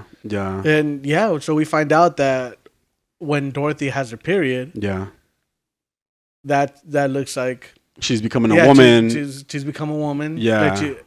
And well, I guess this is going into the next episode where Wallaby says, "Oh, your little girl's no longer a little girl. Like it's too late. Yeah, everything's gonna end." Yeah, there was a hamster that was predicting. Was it a hamster? I don't remember. It was like the prophet or something. That. It was so random. Again, it's Doom Patrol, so I'm like, yeah, that's cool. Fuck it, I'm in. Yeah, that's correct. You got a hamster oracle? Yeah, fuck it, makes sense. It was like on a pentagon or a pentagram. Yeah, it was on a pentagram, and didn't it have like blood on its forehead or something like that. I don't remember. I thought I remember details like that, or it had some type of symbol on its forehead, and it was communicating with a cult or something. Yes. Because that's where we get, Willoughby, he's showing up like a handmaid sale. Yeah. Oh yeah. and is, they're the hamster is telling that, hey, this is gonna be the end of the world. Yeah. Yeah, that's what I was trying to say too. Because we had the cricket in the first one. Mm-hmm. Cricket? Roach. Yes. It was a roach. I don't remember. Ezekiel, yes. Yeah, the Ezekiel in season 1. Yeah. And now we have this hamster. Oh, what was Wimble something? Was it the name of it? Or what do you mean? Yes. I was going to write it down and I didn't because I was like, I'll remember. Oh, the hamster? Yeah. I don't think I got the name of the hamster. It's like Wimble something. Yeah. But again, like I was in so we have Jane and Larry go out because Jane feels useless at this point. Yeah, she does. She's like, well, if she's shutting down stations, if she's getting better, like that means I'm gonna disappear soon. Yeah. So she has to make herself relevant. Yeah. So she's the little girl. So here's the part that I don't get as much. Well, and I guess it does make sense because the little girl is there. Like she's there as a personality. Kay is there, right? Yeah, and she's able to tell them what she wants. Yeah. And they're just like, no, this is what she wants. Yeah. Like we have Miranda, like, no, this is what she wants. But I guess it's also like this is what she needs because she's a little girl and doesn't understand. That's true. Yeah. So that makes more sense. Because they're protecting her, and she just stays in the room a lot of the time. So I think that also Kay as a personality hasn't been able to develop as a personality or even as the little girl, as herself, right? Because she created this personalities along the way. So that's why they just keep her safe in a room, just making a puzzle the whole time, Yeah. And it's really interesting to see though, like it's interesting to see that Kay is there, but you still always think of like Jane as the main Crazy Jane. She's just the main personality, right? Like even though Kay is the true personality, I feel like Jane is just the person that she's just gonna be. Then that's just what she's gonna end up as. It's just Jane in the end. After all the personalities, if they ever do go away. Miranda. I don't remember if it's in this episode. It might be. Let's see. Which part? Because the last thing we see is we see how this episode ends with Miranda and Jane. Yeah, was it this episode that ended this that's way? how it ends. Because the next episode ends in a slightly different way. Oh, okay. So, Okay, so Miranda ends up being evil, right? Yeah. Yeah, she throws in Jane and she throws in Harry, the bunny into the well. Because we have that scene where Jane kind of like she sees the note. Yeah. She finds a note to her dad. Oh yeah, in the well. Yeah. And she asked Miranda, she's like, I'm so sorry, I didn't see I didn't understand how strong you had to be for all of this to be going on. Right. And I'm really sorry, like I'll fall in line. Right. Like she did say that. Yeah. And Miranda just pushes her into the well after she throws the bunny. Yes, exactly. And I was like, fucking Miranda. I fucking knew it. Evil ass. And again, and so it's just such a craziness that's happening now. Again with that story, it's like you just want to know what's going on with it too. Yeah. And it was pretty intense. I like the whole Miranda and Jane vibe, and I don't like that the personalities are going away. Because they're the personalities and they're cool, but I just want to see what happens next for sure with them. Yeah, most definitely. Yeah. Meanwhile, we also see Ronnie, Yep. who apparently took the Uma jelly. Well, we saw her take the Uma jelly. Yeah. And she used it this time. Yeah. You wanna... Yeah. So, okay, I thought that was a joke. I didn't think that she actually, like, drank Uma jelly. No, because she took that vial. And remember, Victor found the vial of Uma jelly. Oh, okay. In this episode? In this episode. Oh, okay. Like, he found it. So, she ends up being superhuman. Was that because of... the experiments.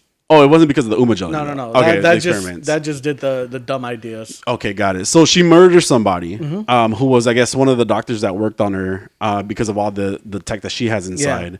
Remember, she was getting experimented on her. She was being poisoned by the stuff that's inside of her. And in this episode, she went to go take out one of the guys. Like the way Vic finds out is by a newspaper article, and he put it together, and it was pretty intense. It got crazy. I didn't know she was superhuman. This whole time, I don't know how I didn't know. Was she? Did they say she was superhuman? Vic does a scan on her at some point, and he sees like all the tech inside of her. Yeah. I just didn't think it was like. I thought it was just like to keep her together after. It was like $1 million man or $5 million man. How many $1 million was he? I don't remember. I don't even know what you're talking about. No, I don't know. Who? Steve Austin. Oh, okay. Like you see him running and he goes No, no, I have no idea what you're talking about. But yeah, interesting. Now, okay. Did you have any imaginary friends growing up? No, I'll be honest with you. No, I've seen. Now I'm wondering, am I weird? Yes. Did you have an imaginary friend? Okay. What the fuck? Well, look, to quote Kevin Smith. Okay. I'm creative. I'm not imaginative. That's interesting. And I really like that line. Okay. And I feel like I like myself a lot better. Okay, cool. Because I have this it was like a stuffed toy, right? Stop. Anyway, his name is Blue Boy. It's just what I call him because I've always had him. You're so gross. He's just I've had him since I was 2 months old, right? My mom got him for me or somewhere at a church or something like that. And I've had it since I was 2 months old. But I can't ever recall thinking to myself or imagining a friend, type of thing. Mm-hmm. Yeah, so I don't know. I think maybe it's a similar situation to what you just said, like maybe I am creative, just not imaginative, yeah, because I can literally, like, as people are describing things to me, I can picture, or if I hear a song, I can make a whole music video for it in my head, right? But I can't ever say that I talked to like another person or anything like that I can recall.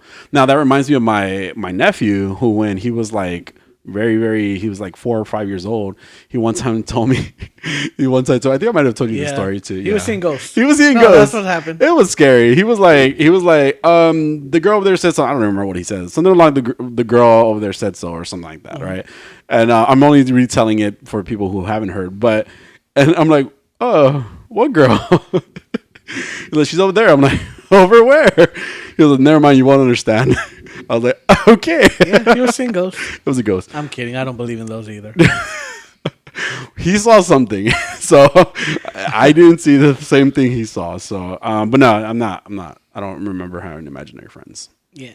Well, we see all of the Doom Patrol's imaginary friends. They all have and them. Cliff had the best one. No, yes. Larry didn't have. Larry did not have an imaginary friend. Oh, okay. So we're more like Larry. Yeah. Got it. Larry didn't have an imaginary friend, but Cliff's imaginary friend was the best.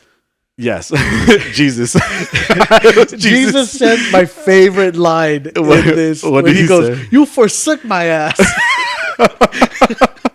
Which was just... Yeah. And it was funny because the way that they described the reason he had that imaginary friend was like from that one time he went to Bible camp and he Bible camp. Yeah. It was hilarious. I went to Bible camp. Did you? I went 4 times to Bible camp. You were there for like weeks? Yeah, well 2 weeks, 1 week. Why did it go down? Because like different Bible camps. Oh. So one of them was when I was in school, they had something called religious release in elementary school. Okay. Yeah, so they would let us out of school early and we'd go to church basically. It was great because I didn't have to be in class. Okay. But then I had to be in church. Yeah, I had to be in church. Uh-huh. So tit for tat, But this church, they had summer Bible camps, which are 2 weeks long, and there was so much fun. I had so much fun there. What sucked was having to wake up early for chapel, and then praying before our meals, and then the religion devotion, part of it. devotion at night. I credit religion with my atheism. For my atheism. Yeah. I understand. Yeah, I learned a lot. Yeah. But the camp part of it was fun because we had canoes, we had fishing, we had archery. Yeah. There was a pool, the lake. I can't swim, so this sounds amazing. Basketball courts. Yeah. It was so much fun. There was so much things to do. We would play hide and seek at night in the woods. It was great. Night hikes. Crazy. And then we had to go in and talk about God at some point. My church did not do all this. No, I think about, but also, so your parents weren't there? No. Or were they there too? No. Isn't that crazy though? Isn't that crazy? Well, to think about it, I would have been 5th grade, 11 years old? No, 10 years old. Yeah. You just let your kid, and mind you, we didn't have cell phones and stuff like that 10 then. years, not like you would have had reception up there. No, it's true. But 10 years old and 11 years old were the 2 times I went to that camp. So crazy. And then I went to another one when I was older, 17 and 18. That one wasn't as much fun, but because I swear kids just have more fun. Adults think they're too adult to do things. Yeah. But how old were you when you went the later 2 times? 17, 18. Oh, okay. Damn, you went really late in life too. Yeah. Wow. Well, at this point, I was dating a girl who was really into church. Oh. They didn't want me to come back at some point because I asked too many questions. Oh yeah, you told me about. These are the guys that try to pray the gay away from one of the guys. Oh I think I mentioned this to you guys at some point. I don't remember. I don't think you have. No. Oh yeah, there was a guy that was very flamboyant. Oh no. And he was very obviously gay. Yeah. And they. It was obvious. Everybody saw it, but nobody really mentioned it. Right. And at one point, after youth group, the pastor asked all the men to stay behind, all the boys to stay behind, and all the girls leave. And he brings this guy up, in the middle of everybody, up front. I mean, and this guy, he looks so embarrassed. He's looking down, and he's just like, "I want you all to know that I've been having impure thoughts of my brothers." Here in the church. Oh no. And I look around and I'm like, I get it. Some of those dudes were very good looking. Stop. But now he's like, oh, we're gonna pray for this, and this is just, you're confused. After that, the dude grew a beard. We all know why. But his voice deepened, and I'm just like, bro, you're not fooling anybody. Oh my god. But okay. Yeah, and at some point they asked me not to come back. That was the day. No, but Bible camp was amazing. It sounds amazing. I never really got to go to camp with my church. We went one time, to a camp. I remember being there for 2 or 3 days though. It wasn't like a weeks long or 2 weeks long. But my parents were there. There was old. I don't remember if my parents were there. No, I'm pretty sure my parents were there too. But it wasn't anything super serious like that. It didn't get like that. Were you in the Long Beach School District? No. Huh. Yeah. Because we went to something called Camp High Hill. Oh. Did you do Camp High Hill? No. Camp High Hill, I think, was 2 weeks long as well. Oh. And what? And it was the last 2 weeks of school. Oh, okay. So all the 5th graders went to camp. No. Basically. No. We're gone for. I'm not sure if it was 1 or 2 weeks. But again, so much fun and no church. Wow. That's crazy. No, that's crazy. All right, so back to Imaginary Friends. Back to Imaginary Friends. It's Cliff's Imaginary Friend. Hilarious. And, oh my god, I laughed so hard when Jesus just pops up. Yeah, it would be. Not surprising at all. Again, Doom Patrol is not surprising at all. And then so Rita also had her paper character that she created. It was just cutouts of what you consider the perfect woman, and she used her mother's eyes. Yeah, it was named Roxy, by the way. I just saw it right now. Roxanne. Roxy was the name of it. I know what I said. And that one was creepy to me. It's very creepy. Yeah. So they had Dr. Cowboy for Vic, Dr. who was Cowboy. his dad as a cowboy. He didn't have guns, just beakers. Yeah. Rude. And then of course we get to see Candlemaker, who's making this all happen, right? Yes. So Dorothy's really losing it at this point. She doesn't have control over her powers, I guess, to manifest imaginary friends. And Candlemaker is the one that's making everybody, have their imaginary friends out. They're all at the fair at this point. So this is why everything is kind of happening at the fair. And as you have what's his name, Chief. Not Chief. What's his name? Niles dying and going through Same what person. It is, right? Okay. I keep thinking Chief is Larry in my head. That's why. I don't know why. Don't ask it. Oh, was it? Because he's a pilot. I don't know. Does it have something to do with pilots? What? But anyway, they're going through. All of them are kind of fighting their imaginary friends at the same time. While Niles is dying. Did he have a helicopter? Who? Like an Apache helicopter? Who? Larry? Is that what you're talking about, Chief? No. No. Adolfo watched something different. Yeah. I totally eliminated the show. Yeah. So we see even Kip he's been waxed. He just becomes a wax statue along with a lot of the people at the fair, right? Before we got there, though, The swingers party. The swingers party? Was that prior to all of that? Oh, because this is where my notes kind of got screwed up. And I moved notes around. So, okay, Miranda in the past. Okay, so a lot of what we got in this episode was still Miranda as the main person, the primary personality, right? When she took over the body. So we got the story, but we were talking about Dorothy's story mostly. But they're kind of going like they went to the past for Miranda's story, and then we're in the present for Dorothy's story. But it's kind of happening at the same time. Yes. Yeah, because we see why Miranda was pulled from primary. Yeah. So she lost control. Well, she ends up getting assaulted. Yeah. It was she met this guy. At first, she was being very apprehensive. Yeah, she didn't want to kind of open herself up to the guy in a sense, on many different levels, right? And as the story's moving along, they move in together, they're in love. The guy is moves her into a house, and it's all nice. And then again, the story progresses, and we eventually start seeing how I guess his boss is around, or they have a party at the house, The boss is there. There's a bunch of other people there, and it turns out that it's this big old swingers party, big old orgy that's supposed to happen with this situation, and which you never spring up on your partner, by the way. It was surprise, people were kissing, and she's like, "Hey, I didn't." She even told him at one point, "I didn't know this was that type of party. Why wouldn't you tell me something like that?" And she's already. Obviously, because of the abuse that she went through as a child, she was already hesitant of even having a relationship with the guy. Yeah, and then it doesn't seem like it was just they were together for. Did it say how long they were together for? But it seemed like a kind of a long-term thing, at least a year. It seems like it, because then at one point she says, "Oh, remember that the boy that used to play the guitar outside? He got a job." Oh yeah. So it was probably a few years that they had kind of grown together.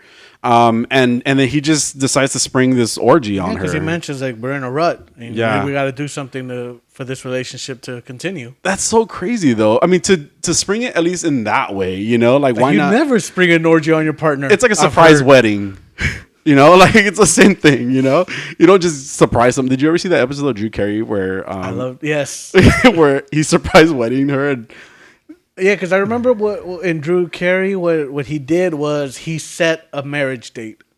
Was it Drew? It wasn't Drew Carey though. It was his friend. Oh, I don't remember that. Okay, so this is what I remember. God, the really dumb friend. I don't remember his name. Oswald. Was that his name? Dietrich Bader's. Was that the tall one? No, that's Ryan Stiles. Was Lewis. His name in the show is Ryan Stiles. He played Lewis. Okay. Dietrich Bader played Oswald. Okay. So he's going to marry. So there's 4 of them that are friends, right? Uh-huh. He's going to marry the girl. Kate. There you go.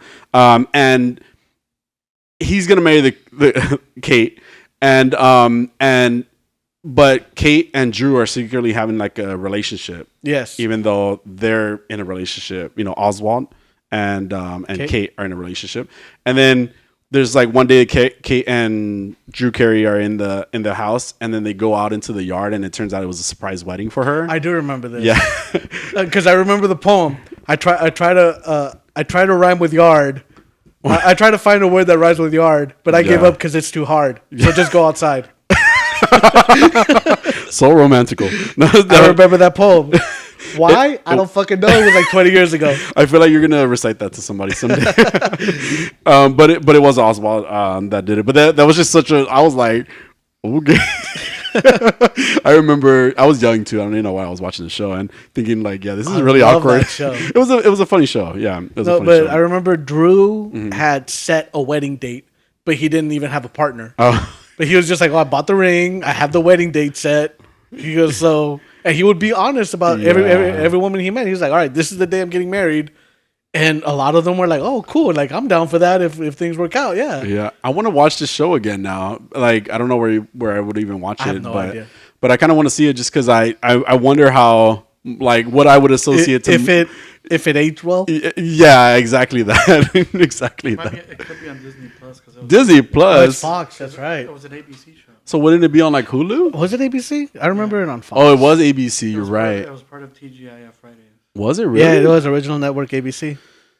I don't think it'd be on Disney Plus though. It doesn't seem like something that they add to it unless you switch the settings. It's streaming on Roku. I don't Whatever have the fuck Roku. that means. Yeah, I don't have Roku. You can watch it on Prime Video, Vudu. Is it free on Prime Video? Highly doubt it. Oh, okay. Voodoo? I have Voodoo, but you gotta buy it then. More than likely. Yeah. Anyway, From 1995 to 2004? Damn. Yeah. That's when I graduated from high school. 2004. I figured. Not 1995. But yeah, so you don't spring those big things on your partners, like you don't spring an orgy on them. That's how we got there. Don't spring an orgy on your partner, people. Don't spring an orgy on your partner. It was just in again. So like, surprise threesomes, great. I mean, like if they happen fluidly, yeah, it's like us three. But don't just throw an orgy and be like, hey. Yeah, Jose claims he was drunk. We give him that. Let's play hide the cucumber. Oh my god. Anyway, no, yeah, it was, and again, coming from her traumatic experience that she's had, it's even worse for her, right? Mm-hmm. Like it was even worse for her, and she tried to go with it, but just ultimately, that's like you said, that's when she lost, that's when Miranda lost control of the body, and because the creation of Scarlet Harlot. Yeah, it was Scarlet Harlot, right? Like it, yeah. Okay, that's what I was thinking too. I could imagine. Yeah, because then I started thinking it was Jane though, because Jane appears after. Okay, when she starts cussing people out. Yeah. Okay, but you're right. So that's what I thought too, was like that was the creation of Scarlet Harlot, and now it makes sense why Scarlet Harlot was one of the first ones to get thrown into the well afterwards, because of that. Well, I'm not sure though, because or was it just Jane? Or is that what you're saying? Or no, yeah, that's right. But then, because what we find out at the end of this episode is that's not Miranda. Yeah, it's not. Wait, did they say what it was? No, they don't say who she is, but the little girl asks, like, "You're not Miranda, are yeah, you?" Because I remember Miranda jumping into the well when they were kids. Yeah, she calls her sweet baby too. Well, the Miranda personality calls Kay sweet baby, and I don't know if that relates to something. Yeah, in the past. because it kind of makes it look like she's something to do with her dad, right? Yeah. Because the sweet baby thing too. I think that's something that her dad said at a certain point. So I mean, but then again, that remember there was like this demon dad that was living in the well anyway. Yeah. So I mean, maybe he just possessed one of the personalities, one of the bodies in the well at that point. Maybe. I mean, this was the cliffhanger at the end of this one. So at the end of this episode, everybody's wax. Yes. Well, and yeah, there was a lot that happened. Dorothy again was even taken over by, or about to be taken over by. Yeah, she gets swallowed by a candlemaker. Oh yeah. Or taken, no? Well, you get swallowed into the fire. To the fire, okay. Because the way you said it, it's like he ate her or something like that. Oh, I paused at the wrong part.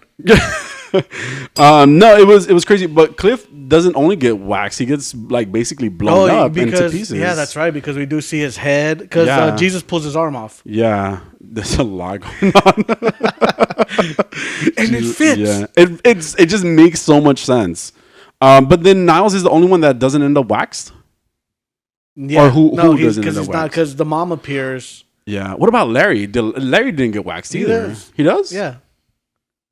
And the mom appears. Yeah, gives her boots. Yeah, she gives her boots, and she's like, "Oh, you're gonna need a weapon." And Dorothy's like, "I'll create my own." She did, and then she gets taken into the fire. Yeah, and that was the end. Yeah, Niles is just like, no. Niles is annoying.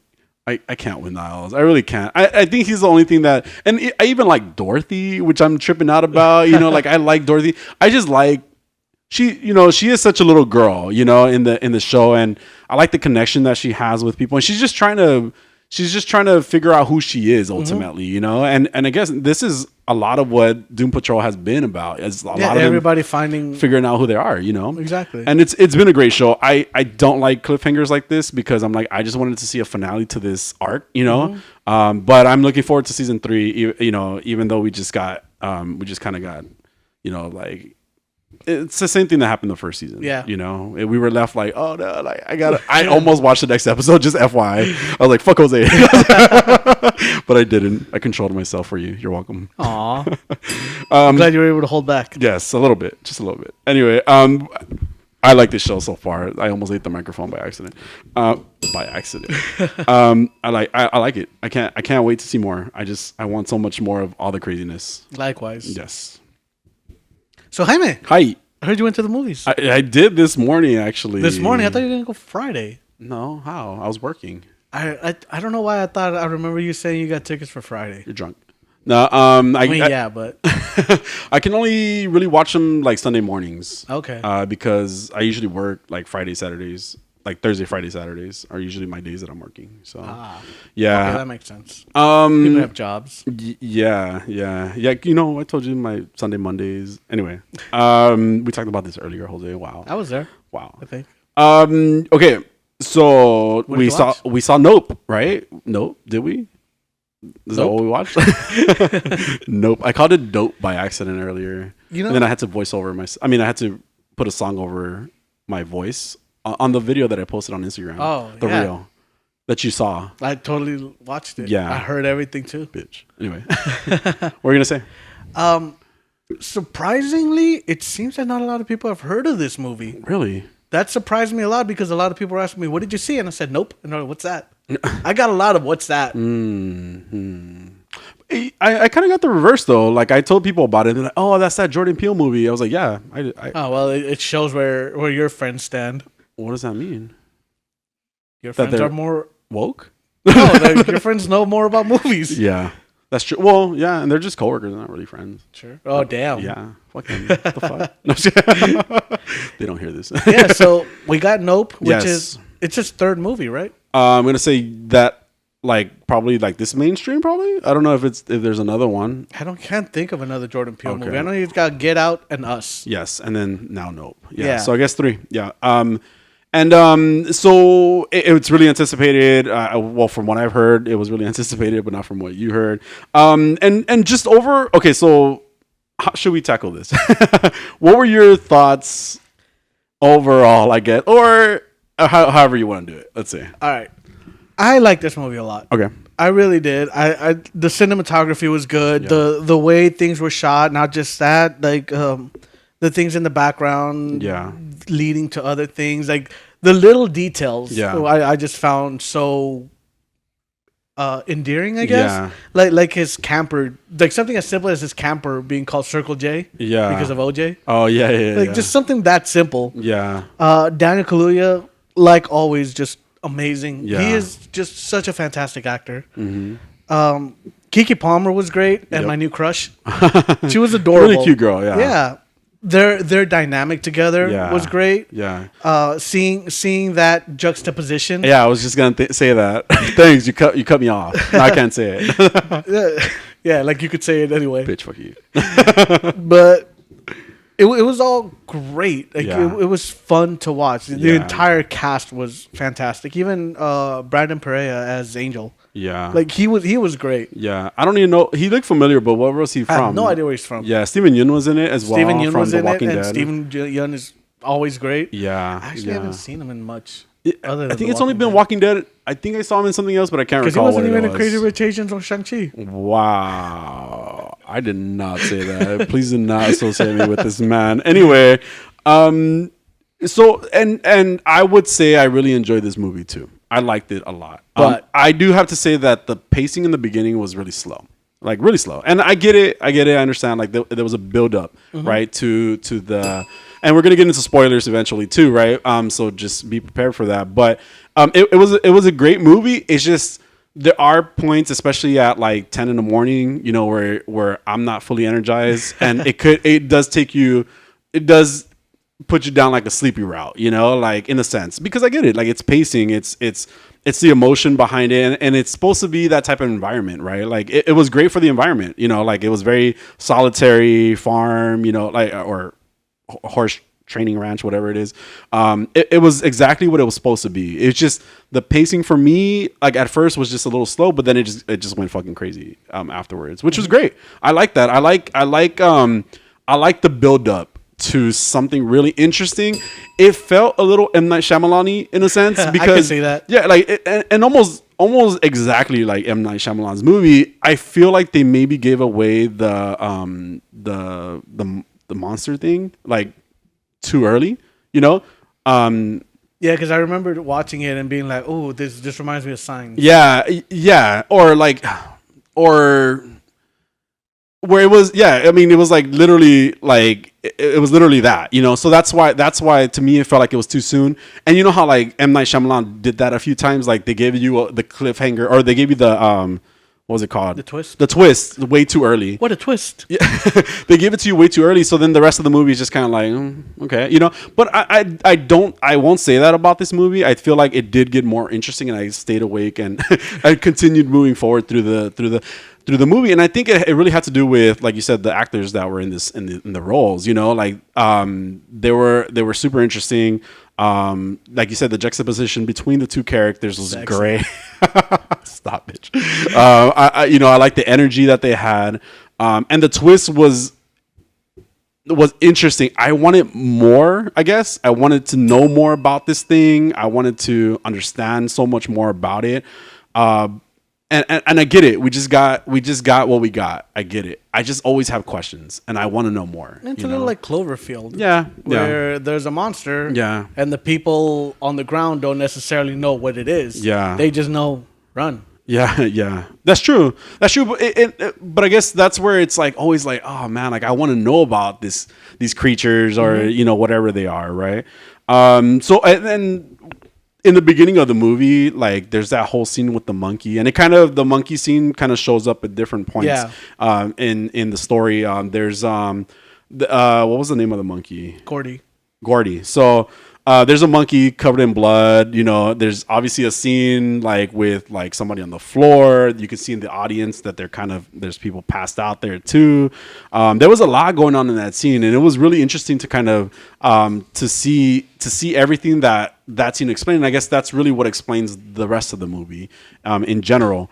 But the story that we kept getting of Gordy and the progression in the Steven Yeun's character, right, that we got through it as well, was so crazy, you know. And again, I wanted to know more about what happened even in that situation, right? Yeah. Like just the whole Gordy, I guess, going crazy and killing because he heard a pop, right? That's what happened. That makes me think of Chris Rock's joke. Oh my god, when he's talking about the Siegfried and Roy incident. Oh yeah, where the tiger attacked Roy. Sure, he attacked one of them. Yeah, and he's like, people are like, oh, the tiger went crazy. The tiger didn't go crazy. The tiger went tiger. Yeah. And that's exactly what we were talking about. Like what was the underlying like what was the underlying like message that this was trying to get? Yeah, right. Because I feel like it's very much the way that Hollywood treats the animals. Like, yeah. It's because we see it in the beginning where he's got the horse in on the set. Yeah. And he's just like, hey, don't do that. Don't look him in the eye. Don't do this. Because it's an animal. Yeah, he's like, it's oh, don't stand right there. Oh, but they told me to stand here. And we see the way the horse reacts. Like it's an animal, right? Overall, like, right. And I think that was kind of the underlying tone where it was, well, we this is the way we're treating these animals. We're making these animals perform. Yeah. But this is what the animal can do. They are an animal. Yeah. Yes. At the end of the day. And exactly. And that's why that was a conversation that we had was okay. So there's that initial point, right? That animals are just going to be animals at the end of the day. And I think this applies to not only Hollywood, but real life as well, you know, in regards to like, and George. Yeah, but George is not mine. I'm not capturing this bitch. You know, he's just chilling out there. Then why is there barbed wire now, Roger? Oh my god, there's no barbed wire. Poor kid, poor cat. But no, poor like kid. I know, kid. I adopted this bitch. anyway. But I think about like dogs, right? And I go walking in the morning sometimes, and I see people that don't have their dogs on leashes, and it really bothers me, you know, because there's been situations where like I'm not really scared of a dog like coming and attacking me. Like if it attacks me, then it's gonna hurt, I'm sure, you know. But like there's been situations where I've been with like friends, and they have a baby in their stroller, and like this guy's literally not like grabbing his dog, who's then now directing his barks at us, and it's like, dude, grab your fucking dog, you know, like just stop calling the motherfucker and go grab the motherfucker, you know, like. So it's just animals. They're animals, you know. They're animals at the end of the day. We can't predict how they're going to react, and it's very much have the respect for the animal. Yeah. Because the fact that sometimes you do get way too comfortable around them. Yeah. And I feel like that's kind of what the message of this movie is. Yeah. Because that's what this monster is. It's an animal. Yeah. And he's just like, it's not really a monster. Like it's an animal that's trying to feed. Yeah. You know, he's territorial. Yeah. And I do like how a lot of the things that are mentioned, I feel like none of the scenes were wasted in this movie. Right. So anything that's mentioned, like it comes back around. Right. Like just something as simple as when Emerald, Keke Palmer's character, when she's doing her pitch for the movie. Yeah. For the animal, for the horse. Right. And she mentions like, oh, I'm a motorcyclist, stunt driver. Like she mentioned all these things, and then like you go back, and so it doesn't it doesn't feel like out of place when she picks up that motorcycle and just rides like a fucking pro. It was fluid. Yeah, exactly. because you know that's part of her background, right? And also the way it was brought up, it doesn't feel like she's just spewing exposition at you. Yeah. Like you know why she brought it up. Yeah, like she's trying to get a job. Yeah. Like you know she's trying to. She was being that character. Yeah. That personality, definitely. And also, what I really like is. When he figures out like don't look him in the eye. Yeah. When the song that's playing in the van is Sunglasses at Night. Oh, okay. So I didn't even notice the song. Yeah. That's crazy. And I was like, oh, that's cute. Yeah. I get it. Wear your sunglasses. Don't look him in the eye. And so that, and even a lot of what happened with the horse initially, right? Like when the horse was shown like a reflection of himself, and he freaked out. And he told people out of safety precautions, like, hey, don't look at it in its eyes, you know, because they knew the horse would react in a certain way. And he has his knowledge of animals, right? Like he understands the animals, and again, it's respect. It's not so much like we're just controlling them. It's more of like, look, this is you guys should be aware. And of course, in this scene, Hollywood is not even considerate of that, right? They're just gonna do whatever they want in that scene, or not Hollywood, but whatever. It was Hollywood, right? It was Hollywood. They directly said Hollywood, I think. But it just the movie, and let's in call it the film industry. The film industry, right? They did really show the kind of the disregard for the rules and for their protection. You know, like they showed it, and it was great. You know, it was great the way that was introduced. And the way he was like, oh, I gotta deal with these people again. And that was great. Like his character's just like he's over it. Yeah. The first black man. the first he started doing motion pictures. Yeah. And before before Emerald showed up. Did you ever see Naruto? No. We've had this conversation before. Okay. There's a character named Shikamaru who's very much like, oh, I hate these people. He reminds me of me. He's a Virgo. Anyway, I let's talk about that creature thing that it was. So everybody thought it was just like, at first it was just a UFO, right? Or well, I mean, technically it is what it is. Yeah. Well, everybody thought it was like a spaceship. Yes. Is what I should say. I liked how they just kind of just flipped that, like, and it just became this giant flying disc of a monster thing, you know? And again, which is why this whole talk about like animals came to be, right? Because like you said, it was territorial. It was specifically hanging out in certain areas. I honestly thought it was gonna have to do with like birds, like almost like crows, because you know how like I don't know if you've ever heard of this, but crows have the tendency to bring you shiny objects. Yeah. So I thought like if you're taking care of them or something, except they murdered his dad in this situation. So I thought it was gonna have to do with birds eventually, but that creature disc flying thing was so like it was such a trip. It was weird. It was very much Stingray like. Yeah. And it was so cool because when and I don't remember. Oh, CJ when OJ sees it, he's just like it doesn't move like a ship. Yeah. But what confused me though was so when Angel comes back, he's like, "Oh look at all this footage." Yeah. And he's like, "That cloud doesn't move." Yeah. And I'm just like, "Is this creature creating its own cloud?" Yeah. Because I mean, it would have made more sense if it was a ship. Because when I thought it was a ship, I was like, I guess that makes sense, like a camouflage type thing. Oh yeah, I get what you're saying. And even then, it could be a camouflage. Yeah. But then no, because it also has a magnetic wave though around it too. So there's something like mechanical in a sense to it as well, because if it's creating a magnetic wave, to shut down electricity, do animals create magnetic waves? I just don't know why. I don't know. Well, again, this isn't anything we've ever studied, right? So that's true. It's separate rules. Yeah. So I could live with that. Yeah. To me, it was just.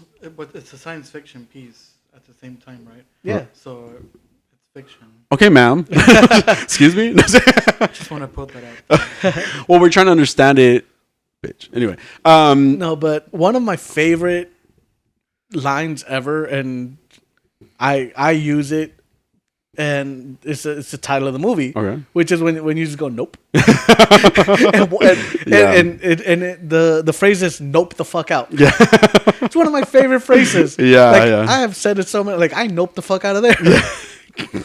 When you get those signs, you should do that. And I have a buddy of mine who was making prank calls at some point. Okay. And they tried to do it on me, and I answered the phone, and like it was obviously a prank call, and I just go nope and hang up. So he has that recording of me just going nope and hang it up.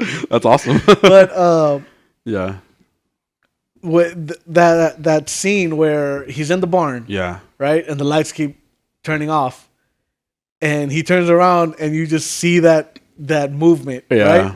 And he starts backing up, putting his phone out, and like you just see the other one pop out. Yeah, and he goes, "Nope." Yeah. It was funny because like everybody gasped at that point in the theater, and then right after that he said nope. Everybody started laughing right away. Yeah, I mean it's totally the thing that you should be, in that moment, and the difference is the reaction to it is like the correct reaction to it. You don't then start moving forward to the creatures. You move as far back as you can. So. And then when the third one pops out and he just decks it, they deserve that. That is the proper reaction. Exactly. If a creature pops out at you, you hit it as hard as you can. I would have ran too, but it makes sense. But. We find out that these aren't really aliens. Yeah, they're children. They're children. They're the kids of the Wonder. Stephen Yeun's character. What was the park called? Because I didn't write it down. Wonder something. Was it Wonder something? I don't remember. I feel like it was. I think maybe I did write down the name. I'll have to look for it. I'm pretty sure I did. But so Keke Palmer, Emerald stole their horse. Yeah. Their training horse. Okay. And the part where their training horse? Yes. Why do they call it a training horse? I don't know, but that's I'm pretty sure that's what they called it. Okay. Jupiter's Claim. Oh yeah. Yeah, that's right. Jupiter's Claim. What did that name have to do with it? I don't know, it's just what it was called. Yeah, okay. Because also if you see like Stephen Yeun's jacket, it looks like a UFO in the clouds. Yeah. So maybe that's what it had to do with. Yeah, because he knew that, he did know, yeah. He knew there was something out there. Yeah. And he was trying to feed it. Yeah. Well, he had been feeding it, he right? had been feeding it. Yeah, he had been feeding it horses. So he had been feeding it horses. Again, this thing is like a giant flying disc, and it has like a hole of a mouth, right? Like a big ass hole. And it engulfs, like it creates like a vortex, and it pulls in whatever it's going to eat. And it had been eating horses because even there was a certain point where Ghost, the white horse that he had, that OJ had, like you see it run off into like the fields, and it's nighttime, right? And this is kind of like the first glimpse you get of it as well. And then all you hear is just like a horrid like neigh, but also like a screeching at the same time.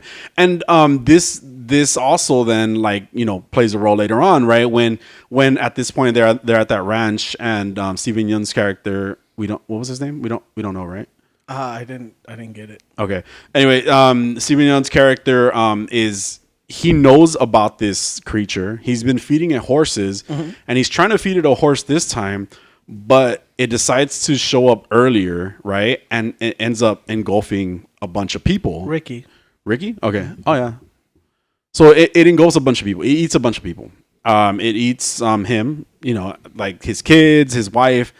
Like there was a bunch of people that were at the show. Everyone at Jupiter's Claim. Yeah, that they were gonna watch this creature come down and eat a horse.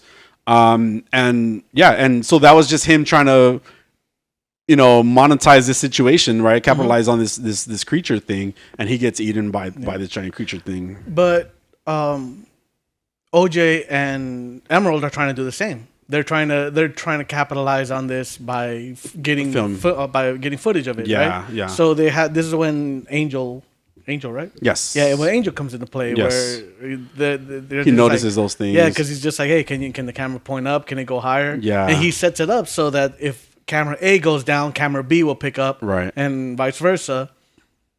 And so one of the cool things, like I said, everything that you see comes back around. Yeah. And one of those was the well. Mm-hmm. The well? Yes. Okay. The well where she sees the one kid cranking the well. Oh, yes, and like yes, she yes. just looks in and photobombs accidentally because it's a mechanical camera. Yeah, that's funny.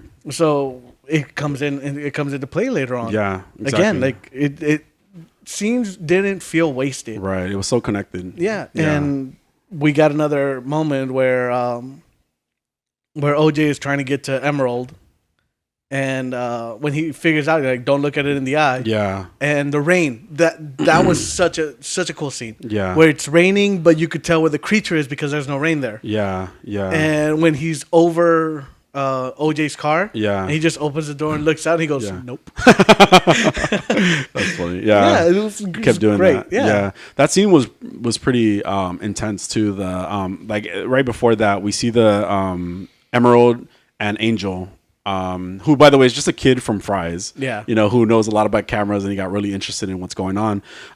We see basically this creature is digesting like the people that it ate, and you hear them, by the way. That is such a creepy noise. Yeah. Bunch of people screaming and screeching, and then all of a sudden it goes silent, and then you just see like blood drop onto the house, and it was just so disgusting and so crazy, and you're like, fuck, those people aren't gonna be a like, that's it, it's over for them, you know. They're not like gonna be in the sequel. Yeah, it's over for them. And it was just so intense, but it was such an intense and appropriate and gross scene at the same time that you were just like, yeah, this is just some crazy ass creature thing, you know. Yeah. That's all it was, you know, over and over, and yeah. So it's spitting crazy out anything it can digest. Yeah, which is why it drops coins and keys. And so that's what I was gonna ask. Had this already happened? Like, because in the beginning, right? We get his dad and OJ, right? Yeah. They're out, and you start hearing things dropping from the sky. And sorry, I thought you were gonna say something. So you start seeing things drop from the sky, right? Which were coins and keys and other things. So had that creature already digested a bunch of other people, like ate a bunch of other people? It looks like it. I wonder if that's something like that they maybe talked about at a certain point, and I might have missed it, like in the movie. But because that's how OJ's dad dies in the beginning too. Yeah, yeah. So he figures out that once he eats the training horse, the flags seem to wreak havoc on its digestive system. Yeah. So they start using the flags as kind of like a protection. Yeah, protection against it. Yeah. So in the great scene where OJ is running away and he's trying to get him, they bring in Antler. What was his name? The director. Oh, I don't know his name. I never got his name. I don't think. Antler Holst. Okay. So they bring him in to to take video of this. Yeah. And he's got a mechanical camera. Yeah, right. So that's what he's using to try to take video of this creature. Yeah, and they have to use those because electricity doesn't doesn't work around it. Right. And we have that great scene where OJ is running away from it in the horse, and then he just like lets the flags out. Right. And then hides in the barn. Yeah. And you see the creature chasing. Yeah. Like as soon as it sees the flags, it just nopes the fuck out. Yeah. yeah. And that character got really crazy too. What was his name? Sorry? OJ? Oh no, not OJ. Antler Holst. Antler. So Antler got pretty crazy. Yeah. He was clearly like an artist, you know. Again, everything that he was like the way he saw pictures and things like that. He was very much like an artist, right? Is the way I saw him. And so that guy ends up like sacrificing himself to the thing just because he was like, we don't need this what do you say?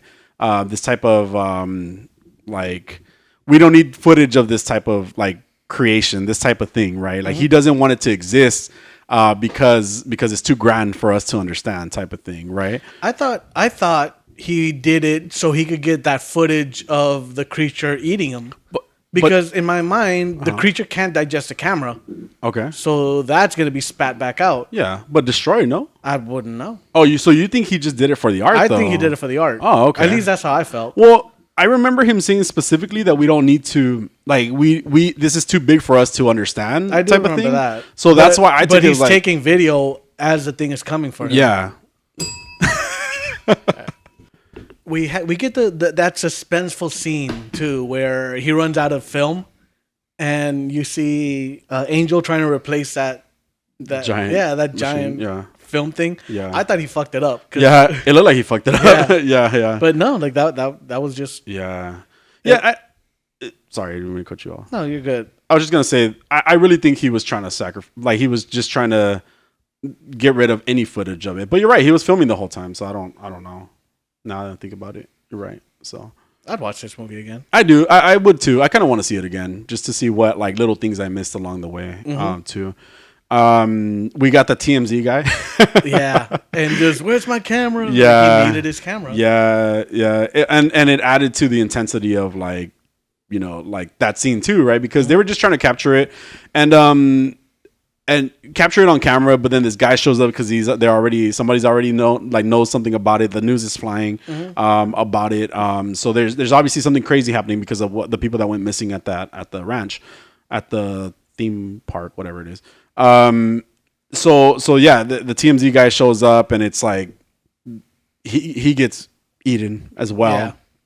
Because he just wants to film it and no, like stop. No, but it like that was another just super intense scene, and the visuals of that thing and the way he just came down, and then it got crazier from there too. Like after it already ate some of the people, did Angel die? No, right? They just didn't show him anymore, because, right? they show him running away, and because they do show him falling because he uses the tarp. And barbed wire to kind of like tie it around himself. Yeah, and then that was it, right? Like he just rolled down and he was just like maybe. Yeah, because like at one point, like when he's tying the tarp around him, they show the creature start sucking him up. Yeah, and he grabs onto the barbed wire fence, and that's like how he's holding himself down. And then you just see him fall. Yeah, but I don't think he died either. No, I don't. Just want to make sure. I don't think so.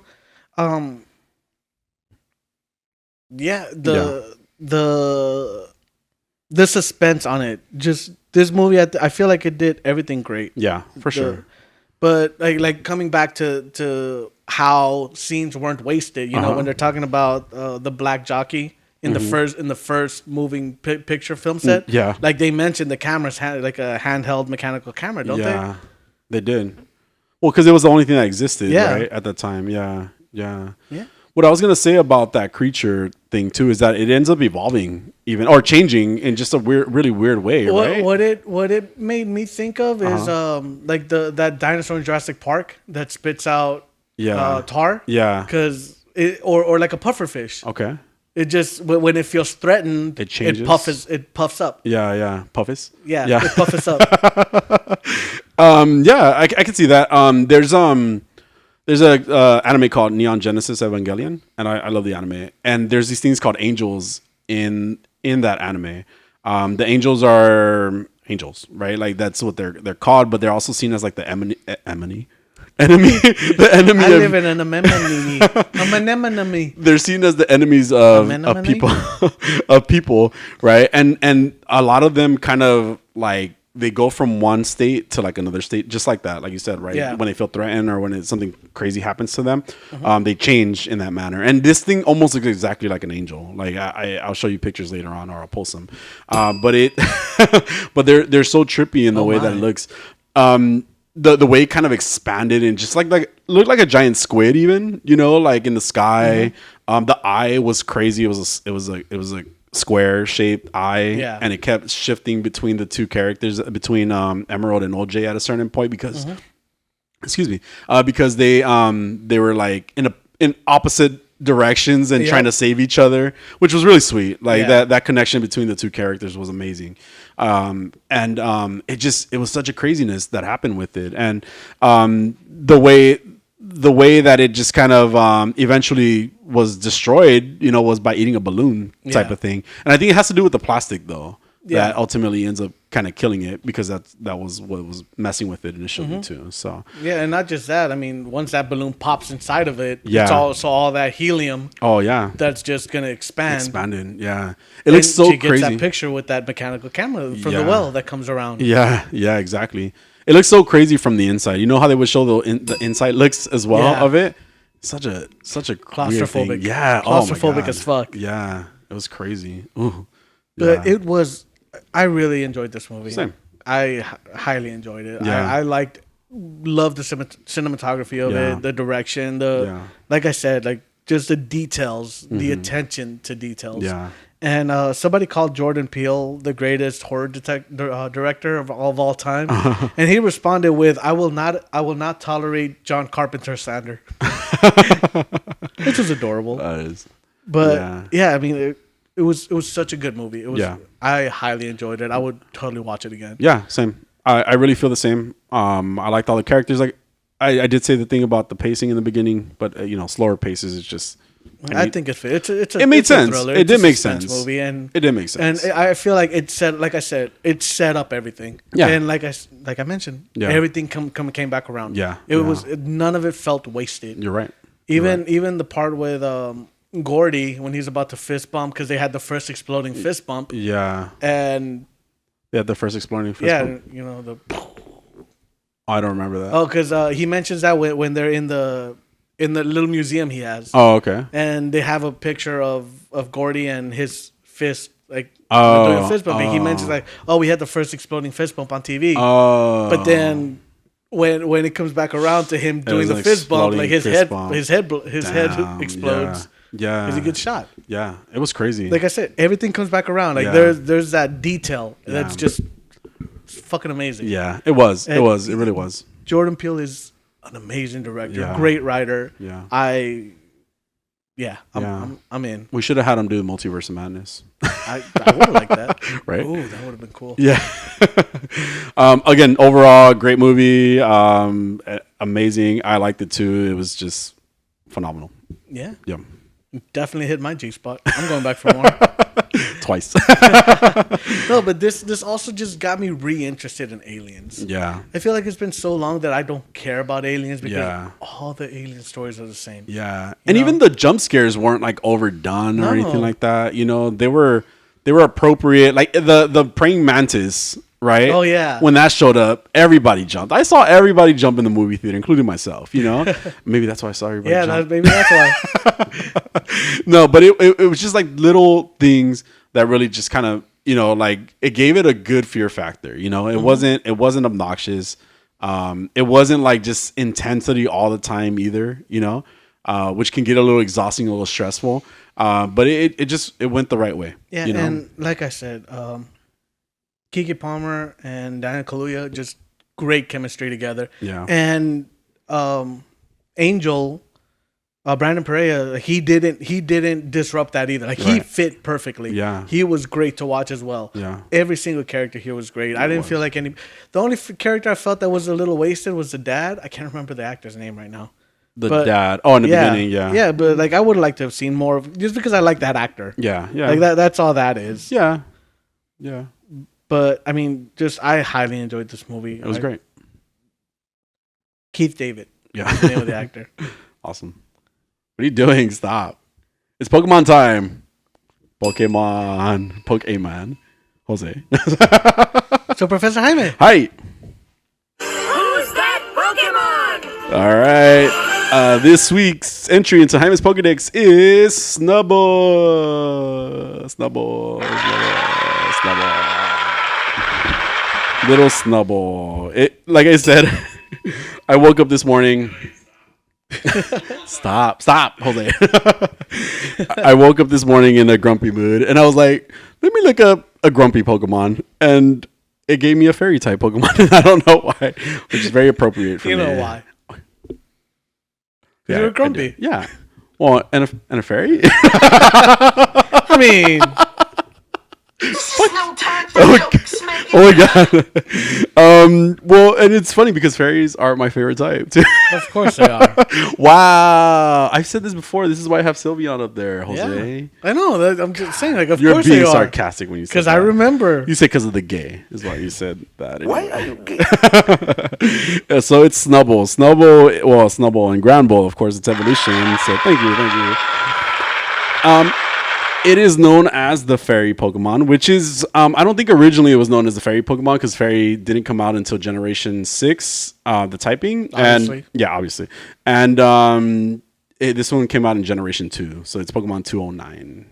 The first time we got to see this one was in the Pokemon movie, the first one. The first Pokemon movie, yeah.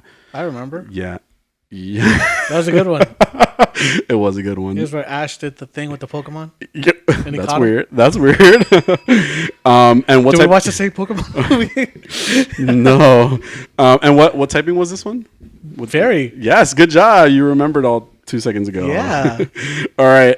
So like I said, I woke up grumpy. 2 seconds is a long time, Jaime. And I've been told. I woke up grumpy, and I was like, let me look up the grumpy Pokemon, and apparently it's Snubble, but it just looks grumpy. Apparently it's not really grumpy. So It's that bulldog face, huh? yeah. Yeah.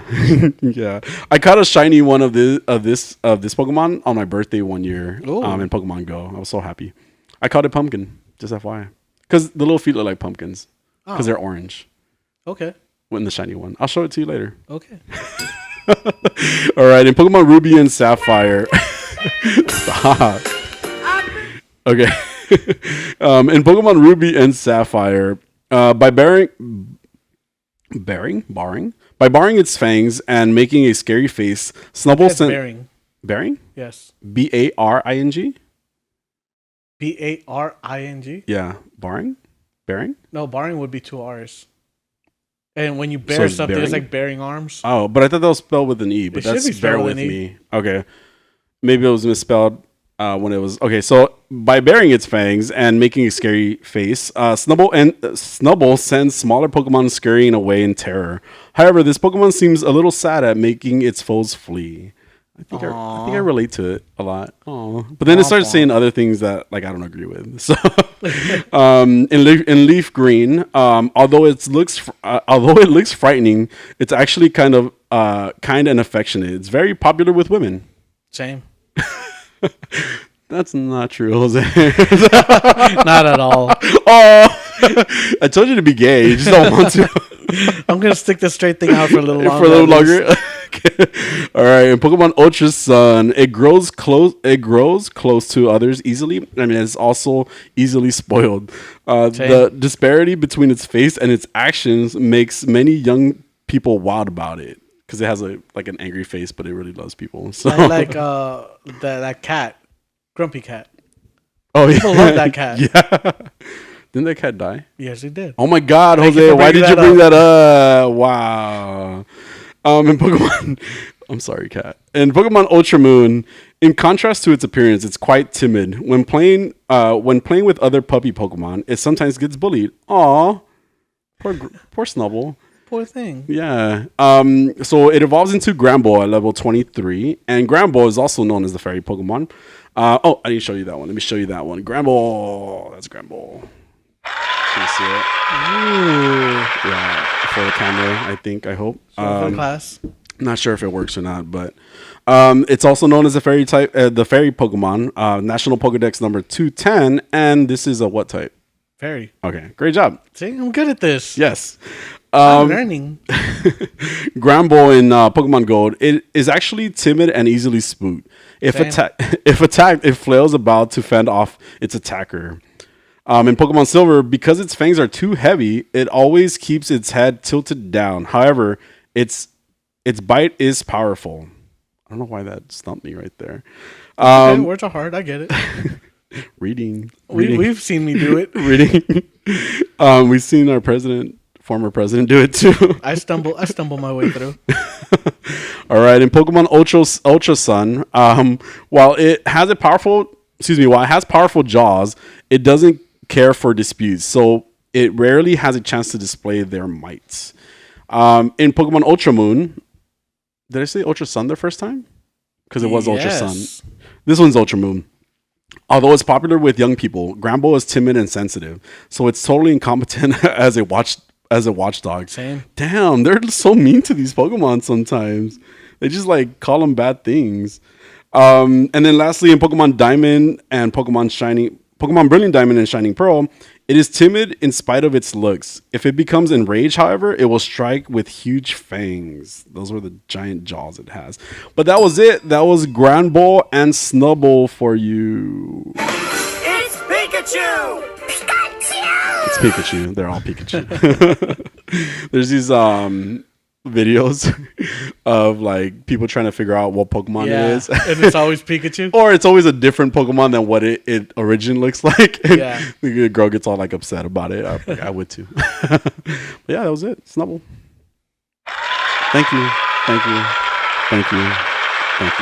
All right, we've learned so much. So much. I learned the fairy types. Yes. I'm good at No, this. you should have known of fairy types. I knew already. of fairy types already. Oh my God. Because, Jose, I pay attention. You're bad at this. I am an excellent student. I am a student of the arts. Are you? Are you though? Nope. So next show we're gonna have coverage of Comic-Con. So I have to watch a bunch of videos on Comic-Con. And you don't have to. I'm going to bring it all up, but probably. It'll probably be best. I'll watch it. I mean, it's not like it's going to be, it's what, 2-minute videos? Yeah, that's true. Yeah. It'll all amount to maybe an hour worth of content. That's cool. We're also gonna have the Megan back. And we'll have Megan. Yay. Supposedly, apparently, maybe. We'll see. Oh, it's also Jose's birthday that day. Yeah. Be happy, bitch. I'm ecstatic. How old are you gonna be? Fuck, 34. You're gonna be 34? Gonna be 34. I thought you were 30. No. Oh. Not even close. Wow. 35. I'm gonna be 36 this year. See, not even close to 30. No, it's far. It's already over the hill, I guess, of 30s. Anyway. You getting over the hump? Yep. I don't care. Fuck your birthday. Oh my God. So that's what Megan thinks. Stop. She'll be here next week. Or Maybe. next episode. Maybe. Stop. All right. Yeah, because Megan got the COVID again. She did, yeah. Yeah. Poor Megan. Yeah. All right, we wish her the best. Join us next week. We will talk all things Comic-Con. I'll also bring in some news. Yes. So, and a Pokemon, of course. And a Pokemon. Yay. Maybe. Yeah, we'll see how Jaime feels. Yeah, it depends. Yeah, he's going to wake up feeling tired. So we have Snorlax on next episode. Yeah, good job. Fuck you. All right, anything else to add? No, I'm good. That's our show. Have a week. Bye.